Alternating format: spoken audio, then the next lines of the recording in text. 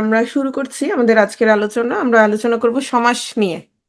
তো সমাস পুরোটা নিব না। আজকে সমাসের প্রকারভেদ কিরকম প্রশ্ন আসে আমরা একটু দেখি। মনোযোগ দাও সবাই। যেহেতু সমাস নিয়ে অনেকের কনফিউশন থাকে, সমস্যা থাকে। আমরা আগে ভালো করে বুঝার চেষ্টা করি।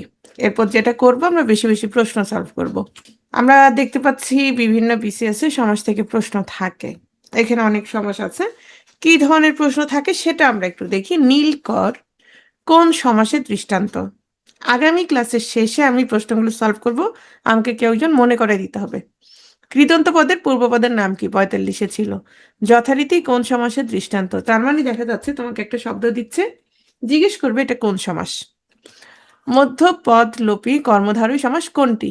মধ্যপদলোপী কর্মধারয় সমাস কোনটি? দেখো ৪২-৪৩-এ একই সমাস থেকে আসছে, মানে সমাসের তোমার প্রকারভেদগুলো খুব ভালোভাবে জানতে হবে। উপমান কর্মধারয় ৪১-এ আসছে। ওকে, কোনটি ব্যতিহার বহুব্রীহি সমাস? সেটা হচ্ছে ৩৯-এর স্পেশাল বিসিএস ৩৯ আর ৪২। পুষ্প সৌরভ কোন সমাস? ৩৮-এ আসছে। জলস্থলে কোন সমাস? তার মানে বেশিরভাগ ক্ষেত্রে দেখা যাচ্ছে একটা শব্দ দিয়ে জিজ্ঞেস করছে এটা কোন সমাস। বিস্ময়াপন্ন সমাসের ব্যাস বাক্য, তার মানে অনেকক্ষণ আমরা একটা ব্যাস বাক্য নির্ণয় করতে দেওয়া হয়েছে এমন প্রশ্ন দেখলাম। বহুব্রীহির উদাহরণ কোনটি? জজ সাহেব কোন সমাস? আচ্ছা, আমরা দেখলাম সমাস থেকে সবসময় প্রশ্ন থাকে, কি ধরনের প্রশ্ন আসে সেটাও আমরা দেখলাম। এখন আসো আমরা সমাস নিয়ে আলোচনা করব। সমাস কি, কেন পড়ব, কিভাবে চিনব, সবকিছু। প্রথমে আসো সমাস। সমাস শব্দটা দেখে কি বোঝা যাচ্ছে আসলে কোত্থেকে আসছে? কোন ভাষার শব্দ? বোঝা যাচ্ছে না। হ্যাঁ, আমরা যে টেকনিকগুলো পড়েছিলাম তৎসম শব্দ চেনার, সেই টেকনিকের মধ্যে পড়ছে না। তারপর আমরা বলছি এটা কোন সমাস? এটা হচ্ছে এটা কোন ভাষার শব্দ? এটা হচ্ছে সংস্কৃত ভাষার শব্দ। তাহলে সংস্কৃত ভাষার শব্দ, তাহলে সমাসের নিয়ম বা রীতি আসছে কোত্থেকে? সংস্কৃত ভাষা থেকে। রীতি কোত্থেকে আসছে? সংস্কৃত থেকে আসছে। সমাস কোথায় আলোচনা করা হয়? অর্থাৎ ব্যাকরণের কোন অংশে আলোচনা করা হয়? শব্দতত্ত্বে। একদম শুরুর ক্লাসে আমরা পড়েছিলাম। অনেক সময় এ জাতীয় প্রশ্ন থাকে। এরপর আসো আমরা যদি সমাস শব্দটা বিশ্লেষণ করি আমরা কি পাচ্ছি? সম, অস যোগ অ, তার মানে সমাস একটা প্রত্যয় সাধিত সমাস। প্রত্যয় সাধিত শব্দ কি ধরনের শব্দ? প্রত্যয় সাধিত শব্দ। এবং কোন প্রত্যয়? কৃত প্রত্যয়। এরপর আসো সমাস কি, কাকে বলে, আমরা এই বিষয়গুলো নিয়ে জানবো। প্রথমত আসো সমাস কি, সমাসের অর্থ কি? সমাস শব্দের অর্থ হচ্ছে মিলন। আমরা সন্ধির ক্ষেত্র কিন্তু দেখেছিলাম সন্ধি মিলন, কিন্তু সেখানে কিসের মিলন ছিল? ধ্বনির মিলন ছিল। তাহলে সমাসের ক্ষেত্রে কিসের মিলন হয়? পদের মিলন হয়। সমাসের ক্ষেত্রে কিসের মিলন হয়? পদের মিলন। কিছু পদ এক পদে পরিণত হয়, তার মানে অর্থ সম্বন্ধ আছে এরকম কিছু পদে এক পদে পরিণত হওয়াকে আমরা কি বলছি? আমরা বলছি সমাস। তাহলে এই শব্দটা খুব গুরুত্বপূর্ণ। একই সাথে সমাসের আরেকটা শব্দের অর্থ কি, আরেকটা অর্থ কি? সেটা হচ্ছে সংক্ষেপণ, মিলন। তাহলে কিসের মিলন? পদের মিলন। বুঝতে পেরেছো? তাহলে সমাস শব্দের অর্থ মিলন, সংক্ষেপণ, একপদীকরণ, বেশ কিছু অর্থ সম্বন্ধ আছে। এরূপ একাধিক পদে একসঙ্গে যুক্ত হয়ে একটি পদ গঠনের প্রক্রিয়াকে বলা হয় সমাস। কিরকম? আমি বললাম নীল যে আকাশ। নীল কিসের কিসের নাম? একটা রঙের নাম। নীল যে আকাশ হয়ে গেল কি? নীল আকাশ। একটা পদে পরিণত হয়েছে, একটা শব্দে পরিণত হয়েছে। এটাই হচ্ছে সমাস। এখন আসো আমরা সমাস নিয়ে একটু বিস্তারিত আলোচনা করি। প্রথমে আসো এখানে কি কি দেখতে পাচ্ছি। সমাস সংশ্লিষ্ট আমরা শব্দগুলো সম্পর্কে আমরা দেখবো। এগুলো একদম বেসিক আলোচনা, এগুলো জানা ভালো। সমাসের প্রথমত আমরা একটু দেখতে পাচ্ছি কি, এটা একটা সমাস নিষ্পন্ন শব্দ। সাহিত্য বিষয়ক সভা, এই পুরোটাকে আমরা একসাথে বলছি ব্যাস বাক্য। ব্যাস বাক্য, ব্যাস বাক্যের কি আর কোনো নাম আছে? অবশ্যই নাম আছে। ব্যাস বাক্যের আর কি কি নাম আছে? বিগ্রহ বাক্য, তারপর হচ্ছে সমাস বাক্য। সমাস বাক্য, তাহলে কি কি? সমাস বাক্য, ব্যাস বাক্য, বিগ্রহ বাক্য। এই যে একটু আগে আমরা বললাম যে একটা পদে পরিণত হয় কিছু শব্দ বা কিছু পদ, অর্থ সম্বন্ধ আছে এমন। তাহলে এই যে এক পদে পরিণত হলো, এক পদে পরিণত হওয়ার পর তাকে আমরা কি বলছি? সমস্ত পদ। তাকে আমরা কি বলছি? সমস্ত পদ। সমস্ত পদের কি আর কোনো নাম আছে? অবশ্যই আছে। এই যে আমরা বারবার বলি সমাস নিষ্পন্ন পদ, তাহলে সাহিত্য সভা কি একটা সমাস নিষ্পন্ন পদ, অথবা আমরা বলতে পারি সমাসবদ্ধ পদ, অথবা আমরা বলতে পারি সমাস যুক্ত পদ। এগুলো অনেকে জিজ্ঞেস করে যে ম্যাডাম সমাস নিষ্পন্ন পদ কি? যেই শব্দটা সমাসের মাধ্যমে গঠিত হয়েছে সেটাকেই আমরা বলি সমাস নিষ্পন্ন পদ। সেটার আরেকটা নাম কি? সমস্ত পদ। এই যে সমস্ত পদ, তাহলে একটু খেয়াল করে যে ব্যাস বাক্য, বিগ্রহ বাক্য অথবা সমাস বাক্য, এটার প্রত্যেকটা পদকে আমরা আলাদা করে কি বলবো? আমরা আলাদা করে বলবো হচ্ছে তোমার সমস্যমান পদ। এগুলো আলাদা করে কি? সমস্যমান পদ। প্রত্যেকটা সাহিত্য বিষয়ক সব প্রত্যেকটাকে আমরা আলাদা করে বলবো সমস্যমান পদ। এই সমস্যমান পদগুলো যেটা শুরুতে থাকে, হ্যাঁ, এই যে সাহিত্য সভা, তাহলে শুরুটা সাহিত্য, তাহলে এটি কি? পূর্বপদ। সভা পরপদ। এই যে সাহিত্য বিষয়ক সভা, পূর্বপদ পরপদ, তাহলে এটা কি ছিল? এটা হচ্ছে মধ্যপদ। পরপদের আর কি নাম আছে? পরপদের আরো দুটো নাম আছে, সেটা হচ্ছে উত্তরপদ অথবা শেষ পদ। পরপদের আর দুটো নাম কি? উত্তরপদ অথবা শেষ পদ। ক্লিয়ার? তাহলে আমরা সমাসের কি কি পেলাম একটু খেয়াল করো। প্রথমত, সমস্যমান যে পদগুলো, সাহিত্য বিষয়ক সভা, সমস্যমান পদগুলো থেকে কি হলো? সাহিত্য সভা। তাহলে আমরা পেলাম পূর্বপদ, পরপদ, পরপদের আর কি নাম? উত্তরপদ বা শেষ পদ, উত্তরপদ। 3 নম্বরে দেখো, আমরা পেলাম এই যে ব্যাস বাক্য, পূর্বপদ পরপদ বা সবকিছু মিলে আমরা কি পাচ্ছি? এই যে সমস্যমান পদগুলো মিলে আমরা কি পাচ্ছি? ব্যাস বাক্য। আমরা পেলাম ব্যাস বাক্য বা বিগ্রহ বাক্য বা সমাস বাক্য। এগুলোকে একসাথে আমরা কি বলছি? সমস্যমান পদ। প্রত্যেকটাকে আলাদাভাবে বলছি কি আমরা? সমস্যমান পদ। সমস্যমান পদ। তাহলে আমরা কি কি পেলাম? আর পেলাম সবগুলো মিলে কি হলো? যে সমাস নিষ্পন্ন পদ, সেটাকে আমরা বলছি সমস্ত পদ। তাহলে আমরা টোটাল কয়টা পেলাম? সমাসের টোটাল কয়টা অংশ পেলাম? 5টা। এই 5টা অংশকে একসাথে কি বলা হয়? একসাথে বলা হয় প্রতীতি।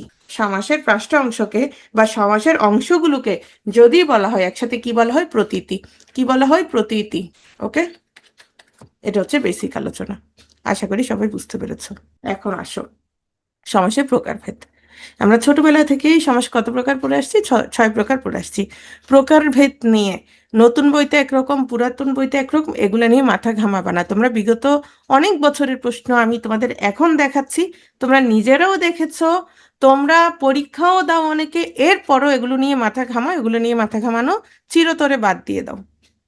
হুম, কত প্রকার সন্ধি, কত প্রকার, এগুলো সাধারণত আসে না। ঠিক আছে? তাহলে সমাসের প্রকারভেদ আমরা 6 প্রকার: দ্বন্দ্ব সমাস, দ্বিগু সমাস, কর্মধারয় সমাস, তৎপুরুষ, অব্যয়ীভাব, বহুব্রীহি। এখন একটু খেয়াল করো, যে পদ প্রধান, আমরা সাধারণত কি দেখব? সমস্ত পদ। যে আমরা আমরা দেখেছি নতুন নতুন শব্দ গঠন হচ্ছে কিসের মাধ্যমে? সমাসের মাধ্যমে।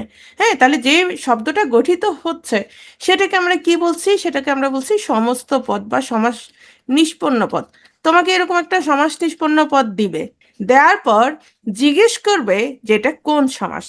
এখন সমস্ত পদের আমরা কোন পদটা প্রধান এটা দেখে চাইলে সমাস নিষ্পন্ন করতে পারি। একটু খেয়াল করো। যেমন আমি বললাম মা বাপ, তাহলে তুমি বুঝে যাবা কি মা ও বাপ দুইজনকেই বুঝাচ্ছে, নাকি বাপ রাগী এজন্য শুধু বাপকে বুঝায় মা বাপ মানে? না, মা বাবা মানে দুজনকেই বুঝাচ্ছে। তাহলে এখানে আমরা দেখতে পাচ্ছি চা বিস্কুট, এখানে উভয় পদ প্রধান। উভয় পদ প্রধান, রাইট? কারণ চা বিস্কুট বললে শুধু বিস্কুট বুঝাবে না, বা তুমি শুধু চা পছন্দ করো এই জন্য চা বুঝাবে, এমন না। মা বাপ, চা বিস্কুট, এখানে উভয় পদ প্রধান। বিড়াল চোখী, এখানে এখানে কোন পদ প্রধান আসলে? বিড়াল প্রথম? না। চোখ? না। শোনো, বিড়াল চোখই বলতে অনেকের চোখ দেখবা বিড়ালের মতো একটু সাদা টাইপের, তখন আমরা ছোটবেলায়ও দেখতাম, হ্যাঁ, আমরা বলতাম বিড়াল চোখা বা বিড়াল চোখী।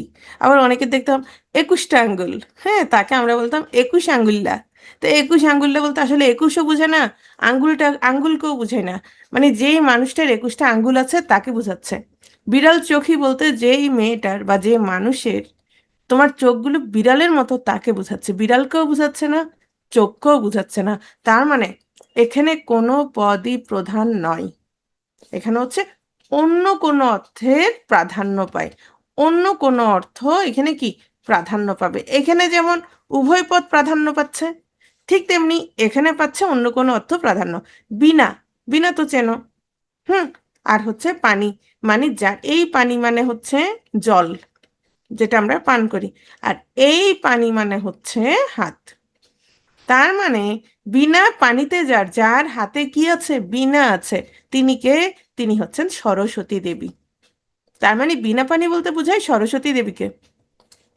নিরামিষ, আমি বললাম আমিষ, খেয়াল করো, আমি বললাম আমিষ, আমিষ প্রোটিন, বুঝতে পারতেছো? আমি যখনই বলবো নিরামিষ, তুমি সাথে সাথে বুঝে যাবে আমিষ নাই। সেখানে কি, সেখানে আমিষ নাই। তার মানে এখানে পূর্বপদের অর্থ প্রাধান্য পাচ্ছে।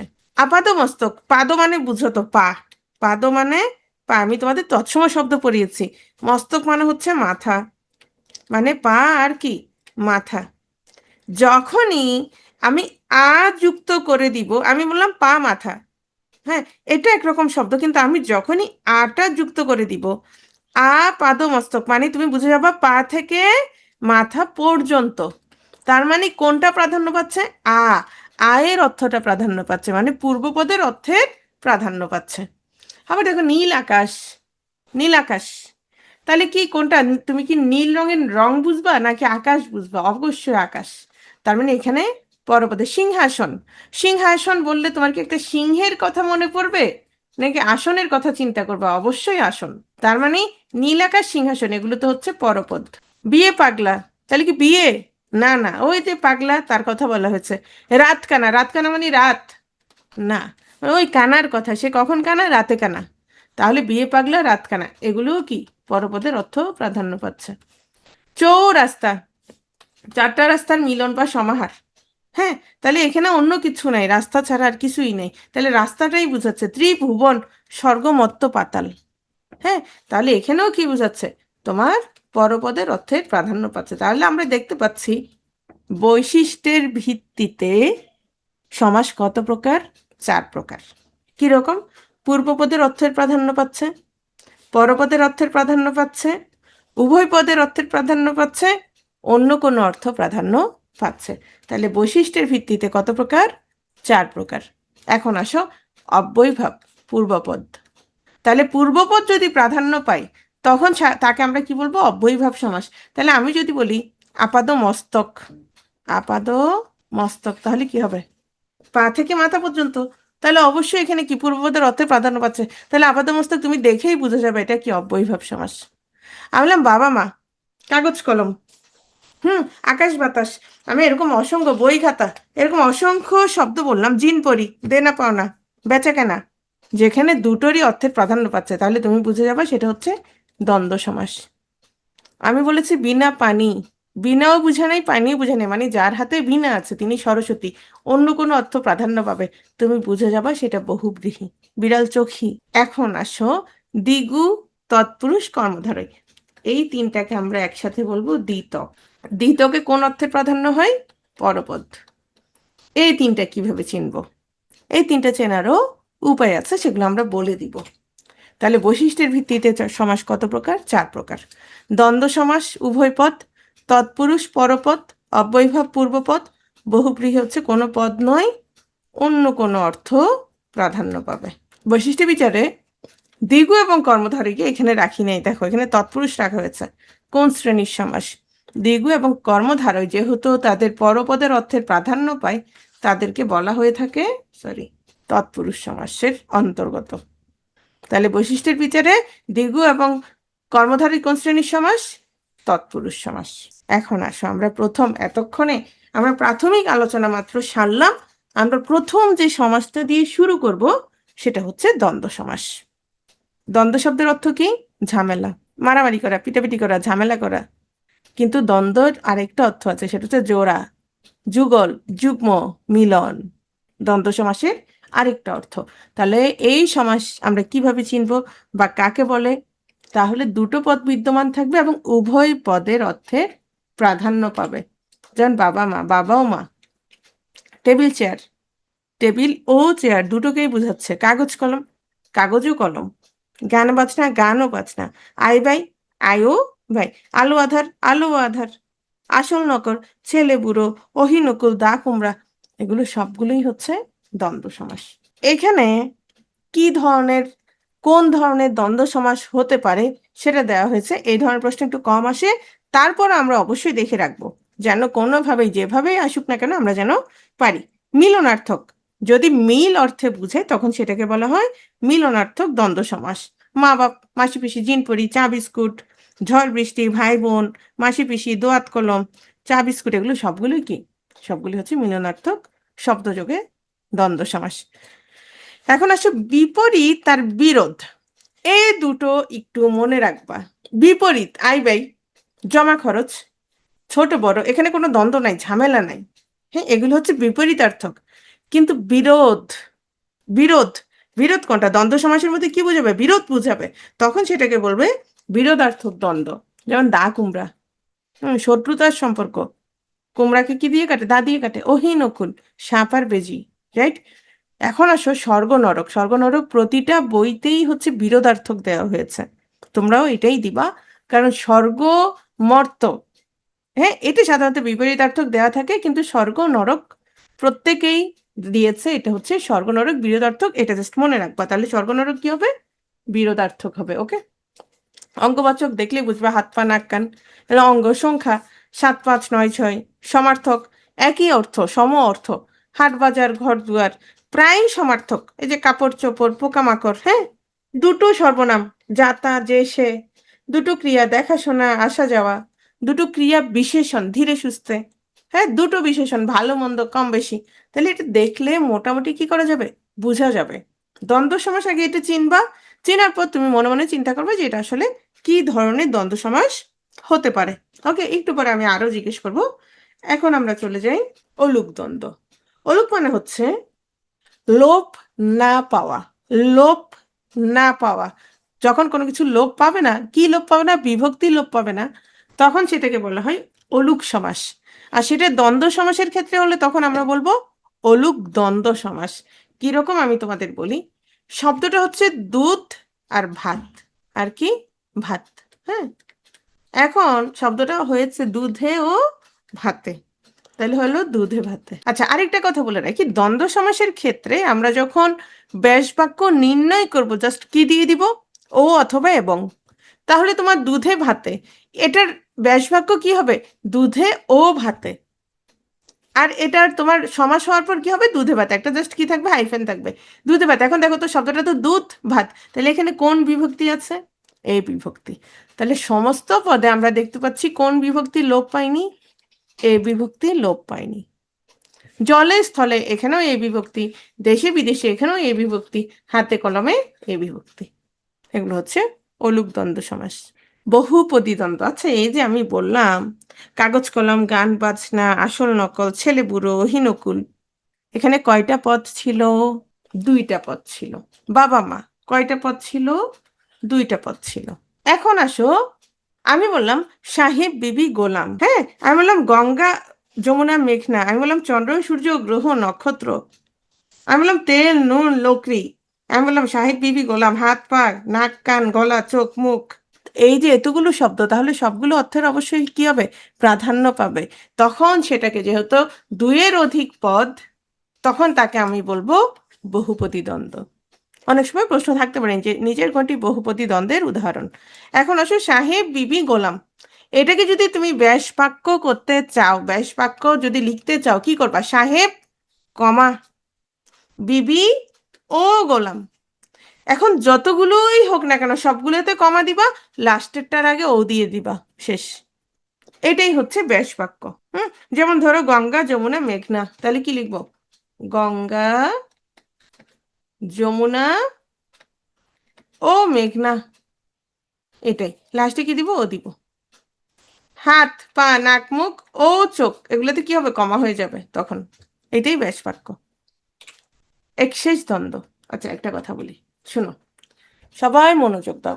এই যে একশেষ দ্বন্দ্ব, এই সেই, এগুলো কখনোই আসে না, তারপরও জেনে রাখো, বুঝে রাখো, শুনে রাখো। হুম, কিরকম? এবার আমরা দেখেছি অনেক ধরনের প্রশ্ন আসলে চাইলে করা যায়, চাইলে আসতে পারে, তাহলে তুমি যদি জেনে রাখো তোমার কোনো সমস্যা হবে না। শোনো, ধরো এখন পর্যন্ত আমরা যা যা দেখেছি, ধরো আমি বাবা মার কথা বলেছি, ভাই বোনের কথা বলেছি, হ্যাঁ, তাহলে ভাই ও বোন। তাহলে একটা জিনিস খেয়াল করো তো, ভাই ও বোন কি হলো? ভাই বোন, হ্যাঁ, ভাই বোন। ওকে, কোন সমাস? দ্বন্দ্ব সমাস। তাহলে দুটোর অর্থ প্রাধান্য পেয়েছে। তাহলে দেখো এই যে ব্যাস বাক্যে ভাই ও বোন, সমস্ত পদেও কি ভাই বোন, দুটোই কোথায় রয়ে গেছে? দুটোই সমস্ত পদে রয়ে গেছে। এখন একটু খেয়াল করো, সে, তুমি, ও, আমি, তিনটা পদ লিখলাম, সে, তুমি, আর হচ্ছে আমি, সবাই মিলে হয়ে গেল আমরা। দেখো তো, সমস্ত পদে সবার অর্থের প্রাধান্য পেয়েছে, সবগুলো পদের অর্থের প্রাধান্য পেয়েছে, তাহলে দ্বন্দ্ব সমাস।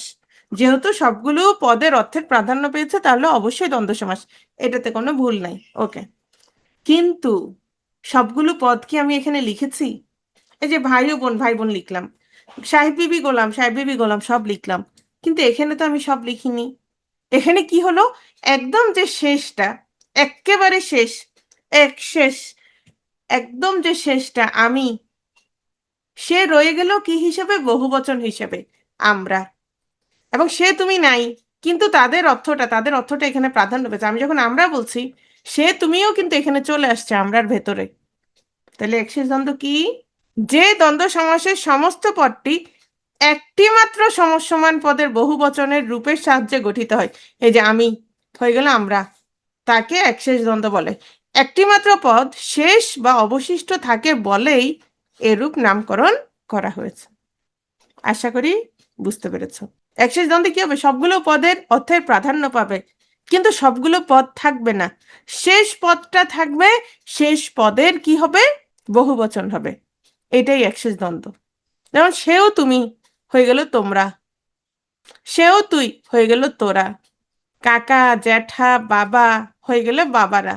বুঝতে পেরেছো? তাহলে কি কি দেখো, সমস্ত পদে একটি সমসমান পদ অবশিষ্ট থাকে, অন্য পদগুলো লোপ পায়, যেই পদটা অবশিষ্ট থাকে সেটার কি হয়? সেটার বহুবচন হয়। এটাই একশেষ দ্বন্দ্ব। আশা করি ক্লিয়ার হয়েছে সবাই। দ্বন্দ্ব সমাস নিপাতনে সিদ্ধ, এগুলো নিপাতনে সিদ্ধ হিসেবেও আসতে পারে অথবা এমনিও আসতে পারে। একটু খেয়াল করো, নিপাতনে সিদ্ধ মানে যেগুলো নিয়ম মানে না। নিয়ম কিরকম মানে না? ধরো অহ, অহ মানে দিন, অহ ও নিশা, নিশা মানে হচ্ছে রাত, হয়ে গেছে অহর্নিশ। হুম, কুশীলব, কুশ ও লব, রামের দুই পুত্র কুশ ও লব, এরা হয়ে গেলে কুশীলব। অহরাত্র, অহ ও রাত্রি, তাহলে এগুলোর কি খেয়াল রাখতে হবে? এগুলোর ক্ষেত্রে তোমার ব্যাস বাক্যে কি বসবে? নিশ, নিশ বলে কিছু নেই, নিশা। অহরাত্র, এটা হচ্ছে সমস্ত পদে, কিন্তু ব্যাস বাক্যে কি হবে? রাত্রি। দিবারাত্র, কিন্তু ব্যাস বাক্যে কি হবে? রাত্রি, দিবা ও রাত্রি। তাহলে এগুলো আমরা মনে রাখবো, এগুলো আমরা কি করব? মনে রাখবো। দম্পতি, জায়া ও পতি। হুম, এখন বলো, নিচের কোনটি, নিচের কোনটি অলুক দ্বন্দ্ব সমাসের উদাহরণ নয়? কাজী জয় বি লিখেছে সবগুলো। কোনটি অলুক দ্বন্দ্ব সমাসের উদাহরণ নয়? অলুক দ্বন্দ্ব সমাস, অলুক দ্বন্দ্ব সমাসের একটাই শর্ত, সেই শর্তটা কি? লিখো তো। বিভক্তি লোপ পাবে না। কাগজে কলমে, তাহলে এটা অলুক দ্বন্দ্ব কেন? এ বিভক্তি রয়ে গেছে, শব্দটা হচ্ছে কাগজ কলম। ওকে, মায়ে ঝিয়ে, শব্দটা হচ্ছে মা ঝি, তাহলে দেখা যাচ্ছে এখানেও কি বিভক্তি রয়ে গেছে। দেশে বিদেশে, শব্দটা হচ্ছে দেশ বিদেশ, তাহলে এখানেও দেখা যাচ্ছে এ বিভক্তি রয়ে গেছে।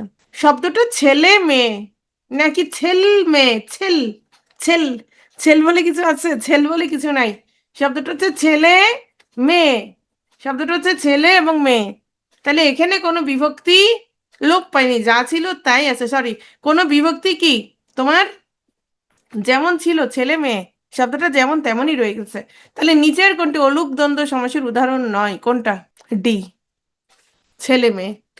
এখানে কোনো বিভক্তি নাই, দেখো ছেলে মেয়ে, এটা নর্মাল শব্দ, ছেলে মেয়ে। ক্লিয়ার? যারা বলেছো বি, মায়ে ঝিয়ে, শব্দটা তো মা, মায়ে বলে কিছু আছে? তুমি কি ডাকো মায়ে, মায়ে? মাকে কি ডাকো মায়ে, মায়ে? অনেকে অনেক ভাবে ডাকে। ঠিক আছে, তার মানে বুঝতে পারছো। আচ্ছা এখন বলো, দ্বন্দ্ব সমাস যেভাবেই আসুক না কেন, পারবা কিনা বলো? আমরা প্রথমত নর্মাল সাধারণ দ্বন্দ্বগুলো পড়লাম, আর দ্বন্দ্ব সমাসের মধ্যে কি কি পড়লাম? আমরা অলুক দ্বন্দ্ব পড়েছি, যেখানে আমরা দেখেছি কি হবে না, বিভক্তির লোপ পাবে না। হ্যাঁ, তারপর আমরা পড়েছি কি বহুপদী দ্বন্দ্ব, যেখানে দুইয়ের অধিক কি থাকবে, পদ থাকবে। তারপর আমরা পড়েছি একশেষ, যেখানে সর্বশেষ যে পদটা সেটার কি হবে, বহুবচন হবে, সেটার বহুবচন হবে। তাহলে এগুলো হচ্ছে দ্বন্দ্ব সমাস। পারবে না পারবে না?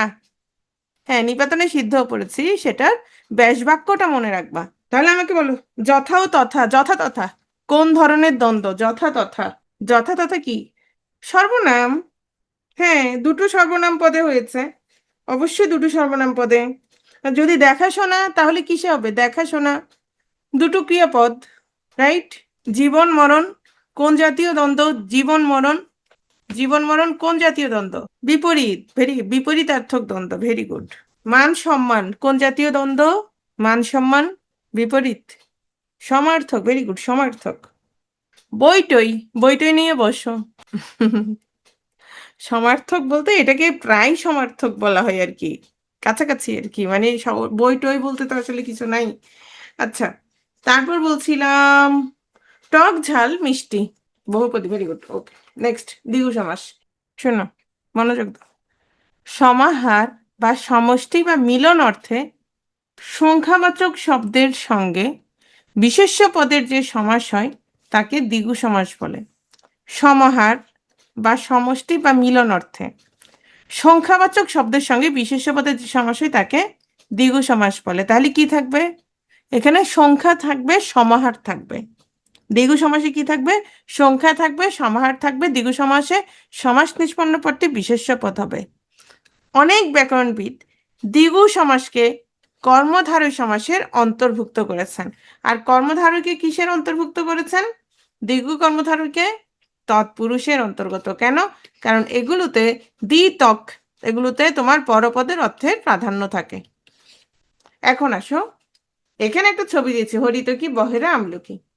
একসাথে আমি কি বলছি? ত্রিফলা, ত্রিফলা। এই যে ত্রিফলা বলছি, তাহলে তিনটা ফলের কি সমাহার। এই যে তিনটা ফল, তাহলে তিনটা ফল, এখানে অন্য কোনো অর্থ কি মিন করছে না, এখানে ওই তিনটা ফলকেই বুঝাচ্ছে, অন্য কিছু এখানে বুঝাচ্ছে না। বুঝতে পেরেছ? তাহলে সংখ্যা বা সমাহারের কি হয়? সংখ্যাবাচক শব্দের সঙ্গে তাহলে সংখ্যা থাকবে, সমাহার থাকবে, ত্রিফলা, রাইট? তাহলে আমরা একটু দেখি, যেমন ধরো ত্রিকাল, তাহলে কি তিন কালের ত্রি শব্দ আছে, সংখ্যা আছে, তিন কালের কি সমাহার। চৌরাস্তা, শতাব্দী, শত অব্দের সমাহার, শত অব্দের সমাহার। পঞ্চবটি, পঞ্চবটের সমাহার। ত্রিপদী, ত্রিপদে, ত্রি মানে কি তিন, তিন পদের সমাহার। ত্রিফলা, একটু আগে দেখালাম ত্রিফলা, তাহলে কি তিনটা ফলের সমাহার। সপ্ত অহ, অহ মানে কি একটু আগে বলেছে, অহ মানে কি দিন, তাহলে 7 দিন। সপ্ত অহের সমাহার, তাহলে কি হবে? সপ্তাহ। পঞ্চনদ, পঞ্চনদের সমাহার। পঞ্চভূত, ষড়ঋতু, তারপর হচ্ছে পশুরি, চৌচি, চৌরাস্তা, চতুষ্পদী, ত্রিভুবন, সবগুলো কি? সবগুলো হচ্ছে দ্বিগু সমাস। তাহলে আমরা একটু আসলে চ্যাট অপশনটা অন করে দিই, ওয়েট, চ্যাট অপশন অন রাখা উচিত ছিল। তাহলে আমাদের কি থাকবে? চৌরাস্তা, তাহলে কি চৌরাস্তার সমাহার। পঞ্চনদ, পঞ্চ নদীর সমাহার। একসাথে বলছি, ওকে। সংজ্ঞা হচ্ছে সমাহার বা মিলন অর্থে সংখ্যাবাচক শব্দের সঙ্গে বিশেষ্য পদের যে সমাস হয় সেটাই হচ্ছে দ্বিগু সমাস। বলছি, সবকিছুই বলছি, একটু চুপ করো সবাই, উল্টোপাল্টা কমেন্ট করার দরকার নেই, আমার প্রশ্নের উত্তর দিবা। হ্যাঁ, কোনো প্রশ্ন যদি না বুঝো সেটা অবশ্যই বলার সুযোগ তোমাদের আছে। এখন আমাকে বলো, যেহেতু আমি কি বলেছি, সমাহার মিলন অর্থে সংখ্যাবাচক শব্দের সঙ্গে কি হবে? বিশেষ্য পদের সমাস হবে, দ্বিগু সমাস। এবং এখানে কি থাকবে? সংখ্যা থাকবে, সমাহার থাকবে। এখন তাহলে বলো, দ্বিগু সমাসের দৃষ্টান্ত কোনটি? সংখ্যা থাকবে, সমাহার থাকবে। ওকে, কমেন্ট বন্ধ করো সবাই। হ্যাঁ, কমেন্ট অফ, অফ। আমি তাহলে একটু কথা বলি, ওকে। শেষ শেষ শেষ, শুরু করে দিই আমি। দশানন, আনন মানে কি বুঝাই? আনন মানে হচ্ছে মাথা। এখন 10 আনন মানে আমি 10টা মাথা কেটে কেটে এনে, হ্যাঁ, একসাথে জড়ো করছি, এরকম কিছু। কথা বলিও না, কেউ মেসেজ দিও না আর। 10 আনন মানে কি? আমি 10টা মাথা, ওই যে অনেক সময় বলে না যে পদ্মা সেতুর জন্য মাথা লাগবে, এরকম কিছু, মানে অনেক সময় গুজব ছড়াই যায়। সবাই বাচ্চাদের খুব সাবধানে রাখে, এবং যারা সমাজের খুব মানে নিকৃষ্ট শয়তান টাইপের মানুষ, তারা আবার এটা ছড়াই দেওয়ার জন্য অনেক, যেমন এরকম একটা হয়েছিল যে থলের মধ্যে মাথা পাওয়া গেছে একটা বাচ্চার, হ্যাঁ, এই জিনিসগুলো ছড়াই দিবে সমাজে অশান্তি বিশৃঙ্খলা ছড়াই দেওয়ার জন্য। তাহলে আমি কি 10টা মাথা একত্র করলাম? 10টা মাথার সমাহার বলে কিছু আছে? নাই। দশানন মানে হচ্ছে 10টা মাথা যার আছে তাকে বুঝাচ্ছে। তাহলে দশানন কি? দশানন কিন্তু তোমার, আমি যে বলেছি ত্রিভুবন মানে 3টা ভুবনের সমাহার, আমি যে বলেছি তেপান্তর 3 প্রান্তের সমাহার, ত্রিপদী 3টা পদের সমাহার, তেমন কিছু নয়, অন্য কোনো অর্থ বুঝাচ্ছে।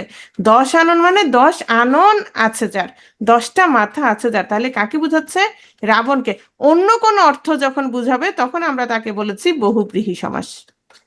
চৌচালা, চৌচালা মানে 4টা চালের সমাহার না, চৌচালা বলতে একটা ঘরের নাম, 4টা চালের দ্বারা যে ঘরটা তৈরি করা হয়েছে। তাহলে চৌচালা একটা ঘর, চৌচালা একটা ঘর, অন্য কোন অর্থ প্রাধান্য পাচ্ছে।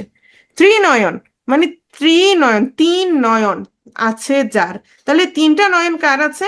শিব। শিবের কয়টা নয়ন আছে? 3 নয়ন আছে। তাহলে তাকে কি বলবো আমরা? ত্রিনয়ন, শিব। পঞ্চ আনন আছে যার, সেম শিব। তাহলে দেখো, খেয়াল করো, সবগুলো অর্থই অন্য কোন অর্থ মিন করছে, সবগুলো শব্দই এখানে কি করছে? অন্য কাউকে মিন করছে, অন্য কোন অর্থ এখানে বুঝাচ্ছে। তাহলে সবগুলোই কি হবে বলতো? সবগুলোই বহুব্রীহি। আবার বহুব্রীহির মধ্যে খেয়াল করে, এখানে সবগুলোতে কি আছে? সংখ্যা আছে। সবগুলোতে কি আছে? সংখ্যা আছে, যার কারণে এগুলোকে আমরা বলবো সংখ্যা বাচক বহুব্রীহি। এটা কেন বললাম জানো? এটা এ কারণেই বলেছি, ধরো চৌচালা দেওয়া হলো, তোমরা সাথে সাথে চৌচালাকে কি ধরে নিবা বলো তো? যেহেতু সংখ্যা আছে, চৌচালাকে তোমরা সাথে সাথে ধরে নিবা দ্বিগু, রাইট? ঠিক না? ওকে। তেপায়া, 3 পায়া আছে যার। 3 পায়া কার আছে? হ্যাঁ, ধোকা। 3 পায়া কার আছে? টেবলের। তাহলে তেপায়া, 3 পায়া যার আছে তাকে বলা হয় টেবিল। তাহলে অন্য কোনো অর্থ বুঝাচ্ছে। 12 হাতি, 12 হাত পরিমাণ যার। 12 হাত কিসের পরিমাণ? সারি, সারি। দোনলা, 2 নল আছে যার। দোনলা তাহলে কি? বন্দুক, বন্দুক। 2 নলা কি? বন্দুক। সেতার, সেতার কি বলতো? সেতার কি? সেতার, সে মানে 3, 3 তার যে যন্ত্রের, 3 তার যে যন্ত্রের। তাহলে এটা একটা বাদ্যযন্ত্র। এই যে ছবি দেওয়া হয়েছে, এটা একটা কি বুঝাচ্ছে? বাদ্যযন্ত্র বুঝাচ্ছে। দশরথ, 10 দিকেই রথ চলে যার। কার রথ চলে? ওই যে দশরথের। দশরথকে রামের পিতা, রামের বাবা, রামের পিতা। দশানন রাবণ, রাবণ। 10 ভুজা, যার 10টা ভুজ আছে, কার? দুর্গা। Very good. দুর্গা বানানো সবসময় রসউকার, মনে রাখবা। তাহলে এগুলো একটাও কি দ্বিগু সমাস? একটাও দ্বিগু সমাস নয়। এগুলো সবগুলোই কি সমাস? এই যে চৌচালা, রাবণ, সেতার, এগুলো সবগুলোই হচ্ছে কি? সবগুলোই হচ্ছে সংখ্যাবাচক বহুব্রীহি। সংখ্যাবাচক বহুব্রীহি। ক্লিয়ার? ক্লিয়ার আশা করি। অবশ্যই ফাহিম, বুঝছো? ফাহিম কি চালাক। নেক্সট বলো, নিচের কোনটি দ্বিগু সমাসের উদাহরণ? ভালো করে খেয়াল করো।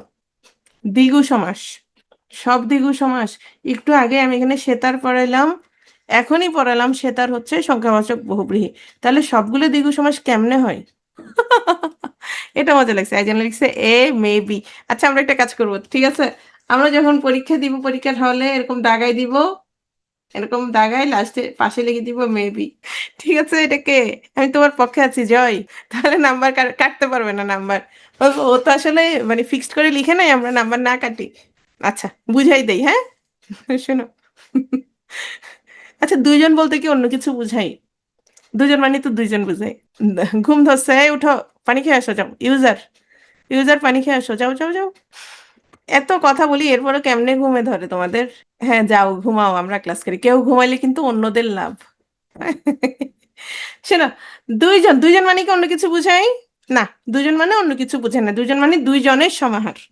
2জন মানে 2জন, এখানে অন্য কিছু আর কি বুঝানোর সুযোগ নাই। তাহলে 2জনের সমাহার, 3জন 3জনের সমাহার, 4জন 4জনের সমাহার। তাহলে এখানে কি সংখ্যা সমাহার বুঝাচ্ছে। তাহলে এটা কি হবে? দ্বিগু। তেপান্তর, 3 প্রান্তের সমাহার। তেপান্তর কি তোমার তিন প্রান্তের সমাহার, তাহলে এটাও কি, এটাও তোমার দ্বিগ। এখন আসো সেতার। তাহলে সেতার কি, সেতার একটু আগেই পড়িয়েছে, এটা হচ্ছে সংখ্যাবাচক বহুব্রী। কেন? কারণ সে তার তিন তার বুঝায় না, সেতার দিয়ে বুঝায় কি বাদ্যযন্ত্র, সেতার দিয়ে বুঝাই মানে তুমি তিনটা তার নিলা পাশাপাশি, এটা সেতার না, সেতার হচ্ছে একটা বাদ্যযন্ত্র। তাহলে এটা হচ্ছে সংখ্যাবাচক বহুব্রীহি। ওকে, দশ দিগন্ত, তাহলে দশ দিগন্ত সমাহার, দশ দিগন্ত দিয়ে অন্য কিচ্ছু হবে না, দশ দিগন্ত দিয়ে কি, দশ দিগন্তের সমাহারই বুঝাই। তাহলে এখানে কি হবে, এটা, এটাও দ্বিগ। তাহলে আমি যে প্রশ্ন করেছিলাম নিচের কোনটি দ্বিগু সমাসের উদাহরণ, তোমার সেতার বাদে, গ বাদে বাকি সবগুলোই হচ্ছে দ্বিগু সমাসের উদাহরণ। আবার বলবো, ধরো দুইজন, দুইজনের সমাহার, তিনজন, তিনজনের সমাহার, তাহলে এটা দিয়ে অন্য কিছু কি বুঝাই, দুজন মানে তো দুইজন, এখানে তো অন্য কিছু বোঝানোর ওয়ে নাই। ধরো আমি যখন বলি দশানন, দশানন দিয়ে রাবণকে বুঝাই, কিন্তু দুজন যখন বলবো তখন দুজনই বুঝাই, এখানে অন্য কোনো অর্থ আসবে এমন কিছু নাই। ক্লিয়ার? বুঝতে পেরেছো? তাহলে আমাকে বলো, ত্রিরত্ন কি হবে? ত্রিরত্ন দ্বিগু সমাস, অবশ্যই তিন রত্নের সমাহার। হ্যাঁ, পশুরি, এটা একটু খেয়াল করো, পশুরি হচ্ছে পাঁচ সেরের সমাহার, পাঁচ সেরের সমাহার, পাঁচ সেরের সমাহার। তো এখানে পাঁচ সের মানে পাঁচ সের একসাথে নেওয়া হয়েছে, আর কিচ্ছু না। তাহলে পাঁচ সেরের সমাহার কি হবে? পশুরি, পশুরি। ওকে, পাঁচ সেরের সমাহার পশুরি। শতাব্দী, শত অব্দের সমাহার, সবগুলোই এগুলো দিক। ওকে, নেক্সট চলে আসছে অব্যয়ীভাব সমাস। কেউ আর কোনো কথা বলবা না, তোমরা উপসর্গ পারো, এখনো ক্লাস করিনি কিন্তু পারার কথা, উপসর্গ ক্লাসটা আসলে আমার আগে নেওয়ার দরকার ছিল। তো উপসর্গ হচ্ছে কি, প্র, পর, অপসম, নি, অব, অনু, নির্দুর্বি, অধিসু, উৎপত্তি, এগুলো কি, এগুলো হচ্ছে শব্দের আগে বসে নতুন শব্দ গঠন করে। হুম, শব্দের অর্থ পরিবর্তন করে দেয়, চেঞ্জ করে দেয়। তাহলে আমরা এরকম কিছু আছে কিনা সমাসের মধ্যে আমরা একটু খেয়াল করি। প্রথমে আসি অব্যয়ীভাব সমাস, এখানে কি থাকবে, অব্যয় থাকবে। এই যে উপসর্গগুলো বললাম, এগুলো কি পূর্বপদে অব্যয় বা উপসর্গ বসবে, অব্যয় বা উপসর্গ। তাহলে তুমি যদি পূর্বপদে উপসর্গ দেখো তাহলে তুমি ধরেই নিতে পারো কি অব্যয়ীভাব সমাস, কিছু কিছু বাদে। এটা পরে বুঝাই দিব, কিছু কিছু বাদে। ঠিক আছে, এখন আসো পরপদে কি থাকবে, বিশেষ্য থাকবে। একটু খেয়াল করি আমরা, পূর্বপদের অর্থের প্রাধান্য থাকবে। হুম, যেমন আমি বললাম আমিষ, আমি বললাম আমিষ, ওকে আমিষ। যখনই আমি বলবো নিরামিষ, তুমি সাথে সাথে সেখানে বুঝে যাবা কি আমিষ নাই, আমিষের কি অভাব। তাহলে আমিষের অভাব, তাহলে এখানে এই যে নির, এটা কিসের, কোন অর্থে এখানে বসে গেছে মাহবুব, একটু পরে তোমারটা ক্লিয়ার করে দিচ্ছি। তাহলে এখানে কোন অর্থে বসছে বলো, এই উপসর্গটা বা অব্যয়টা কোন অর্থে বসছে বলো? নাই অর্থে। কোন অর্থে? নাই অর্থে, অভাব অর্থে, অভাব অর্থে। হ্যাঁ, অর্থাৎ এখানে অভাব, অভাব অর্থে। ওকে, যেমন আমি বললাম নির্লজ্জ, নির্লজ্জ, লজ্জার অভাব, লজ্জা নাই। নির্জন, নির্জন, তাহলে সেটা কিসের অভাব? জনের অভাব। আমরা বলি না নির্জন, জন মানে কি বলতো, জন মানে কি, জন মানে মানুষ, নির্জন জন মানে লোকজন, মানুষ আর কি। হ্যাঁ, তাহলে সেখানে কি জনের অভাব, নির্জন, আমরা জায়গাটা একদম নির্জন। আমি বললাম আচ্ছা শুধু কি নির, অন্য কিছু ধরো মিল, মিল, আমি বললাম গরমিল, তাহলে কিসের অভাব? মিলের অভাব। তাহলে এখানে গড়, এটা কিসের, কোন অর্থে ব্যবহৃত হয়েছে? মিল অর্থে। তাহলে অবৈভাব অভাব চিনবা না? আশা করি চিনবা। আমরা একটু উদাহরণ দিব, যেমন আহা, অতিনির, পর, অনু, উপপতি, যথা, উত। হুম, তাহলে এই 10টি অব্যয়সূচক শব্দ কোনো শব্দের পূর্বে যুক্ত হয়ে মূল শব্দের অর্থের পরিবর্তন বা প্রভাবিত করলে তা অব্যয়ীভাব সমাস। আরো দু একটা আছে, যেমন একটু আগে আমি বললাম গড়। হ্যাঁ, তাহলে এগুলো একদম কমন, মনে রাখতে হবে। তাহলে একটু দেখো, ধরো এখানে একটা কথা একটু খেয়াল করো, আমি যখন কথাটা ওভাবে ব্যাস বাক্য সমাসের ক্ষেত্রে, আমি তোমাদের সমাস যখন পড়াবো তখন দেখাই দিব, কিছু সমাসের ক্ষেত্রে তুমি যখন ব্যাস বাক্য যেভাবে বলবা ঠিক সেভাবেই সেটার উত্তর হবে।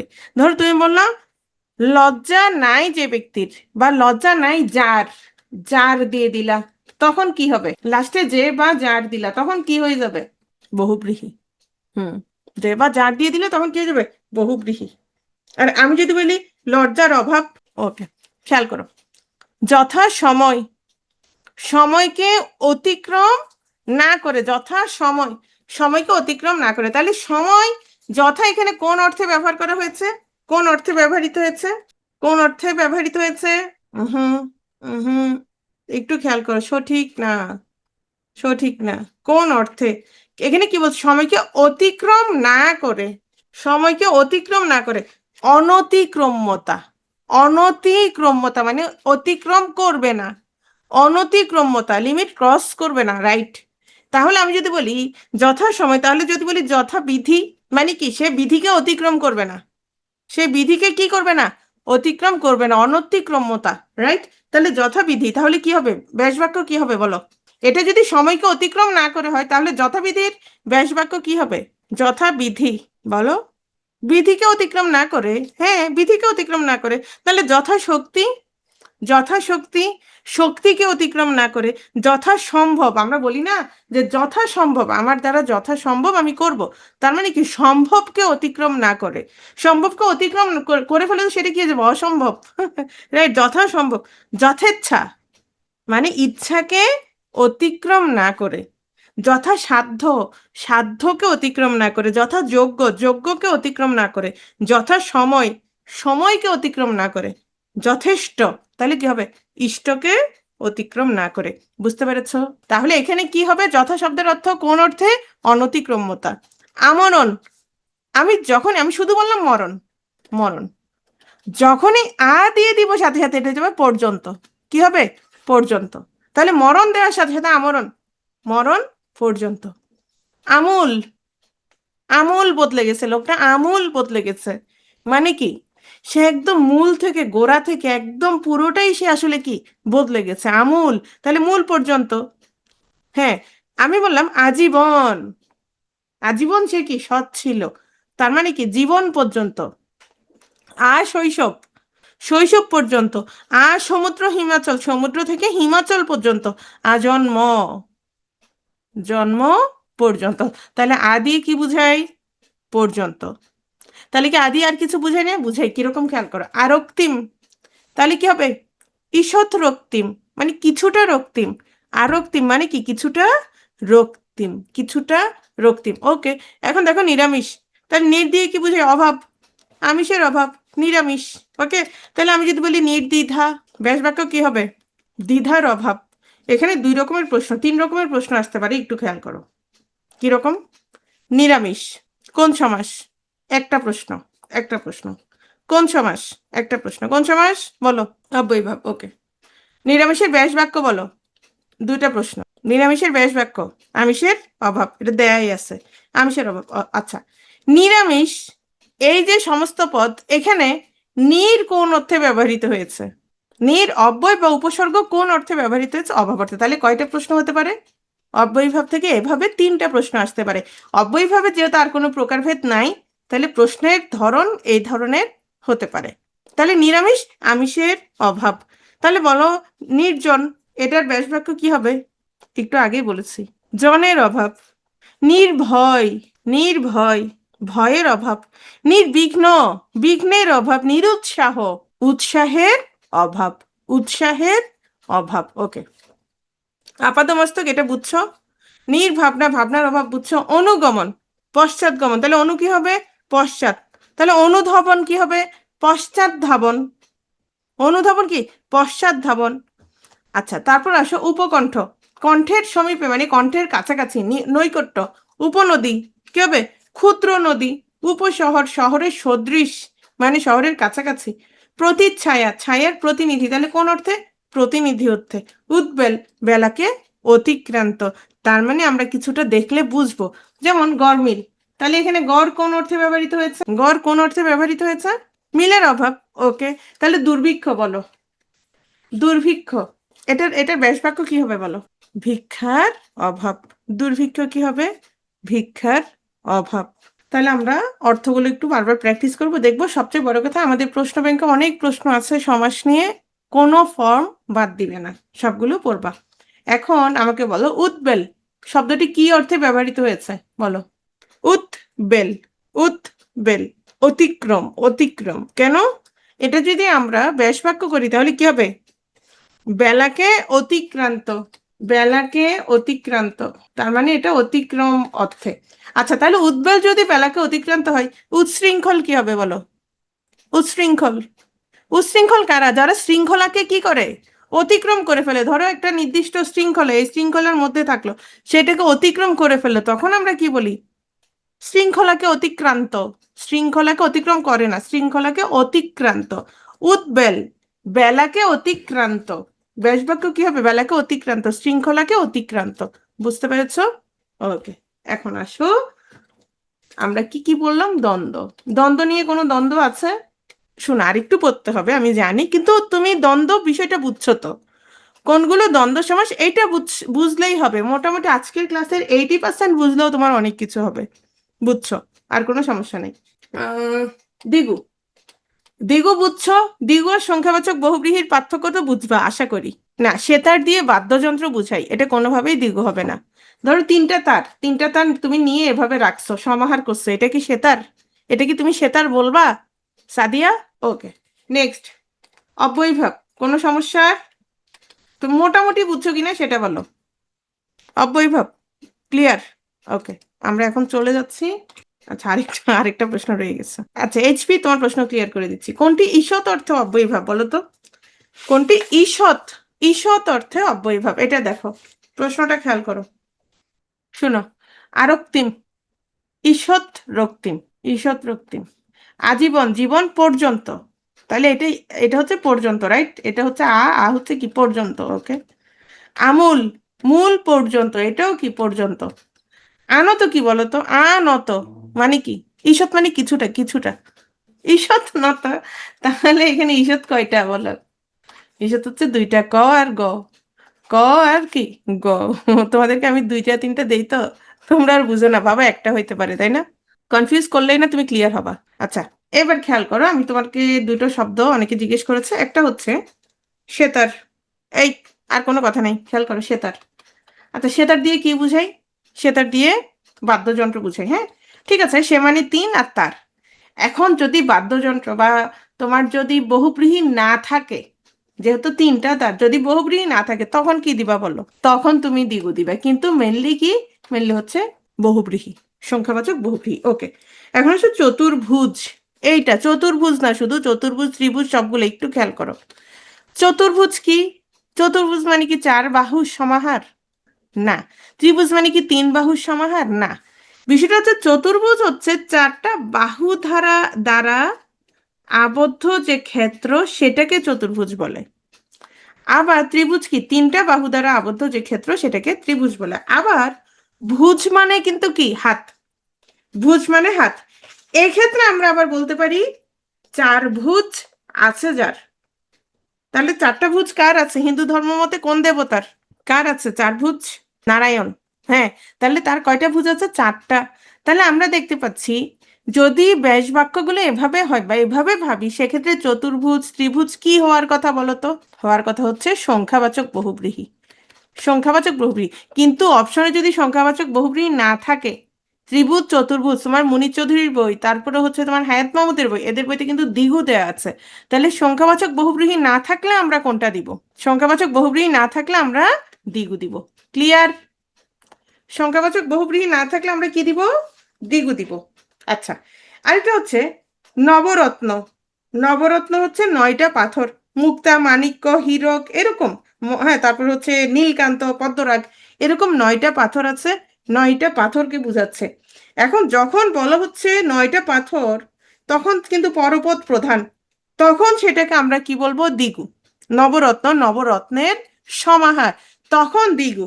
কিন্তু তোমার সম্রাট বিক্রমাদিত্যের রাজসভার 9জন মনীষীকেও কিন্তু একসাথে কি বলা হয়? নবরত্ন বলা হয়। যদি সেরকম কিছু বুঝাই, তখন সেটা হয়ে যাবে কি? বহুব্রীহি। তো সাধারণত নবরত্ন ওইটা মিন করা হয় না, নবরত্ন নবরত্নই বুঝাই, সেক্ষেত্রে আমরা দিব দ্বিগু। আর যদি দ্বিগু না থাকে তাহলে কি হবে বলো? সংখ্যাবাচক বহুব্রীহি। এই যে এইবার একটা কথা শোনো, এগুলো নিয়ে এত পারাপারি করো না, এগুলো আসেই না।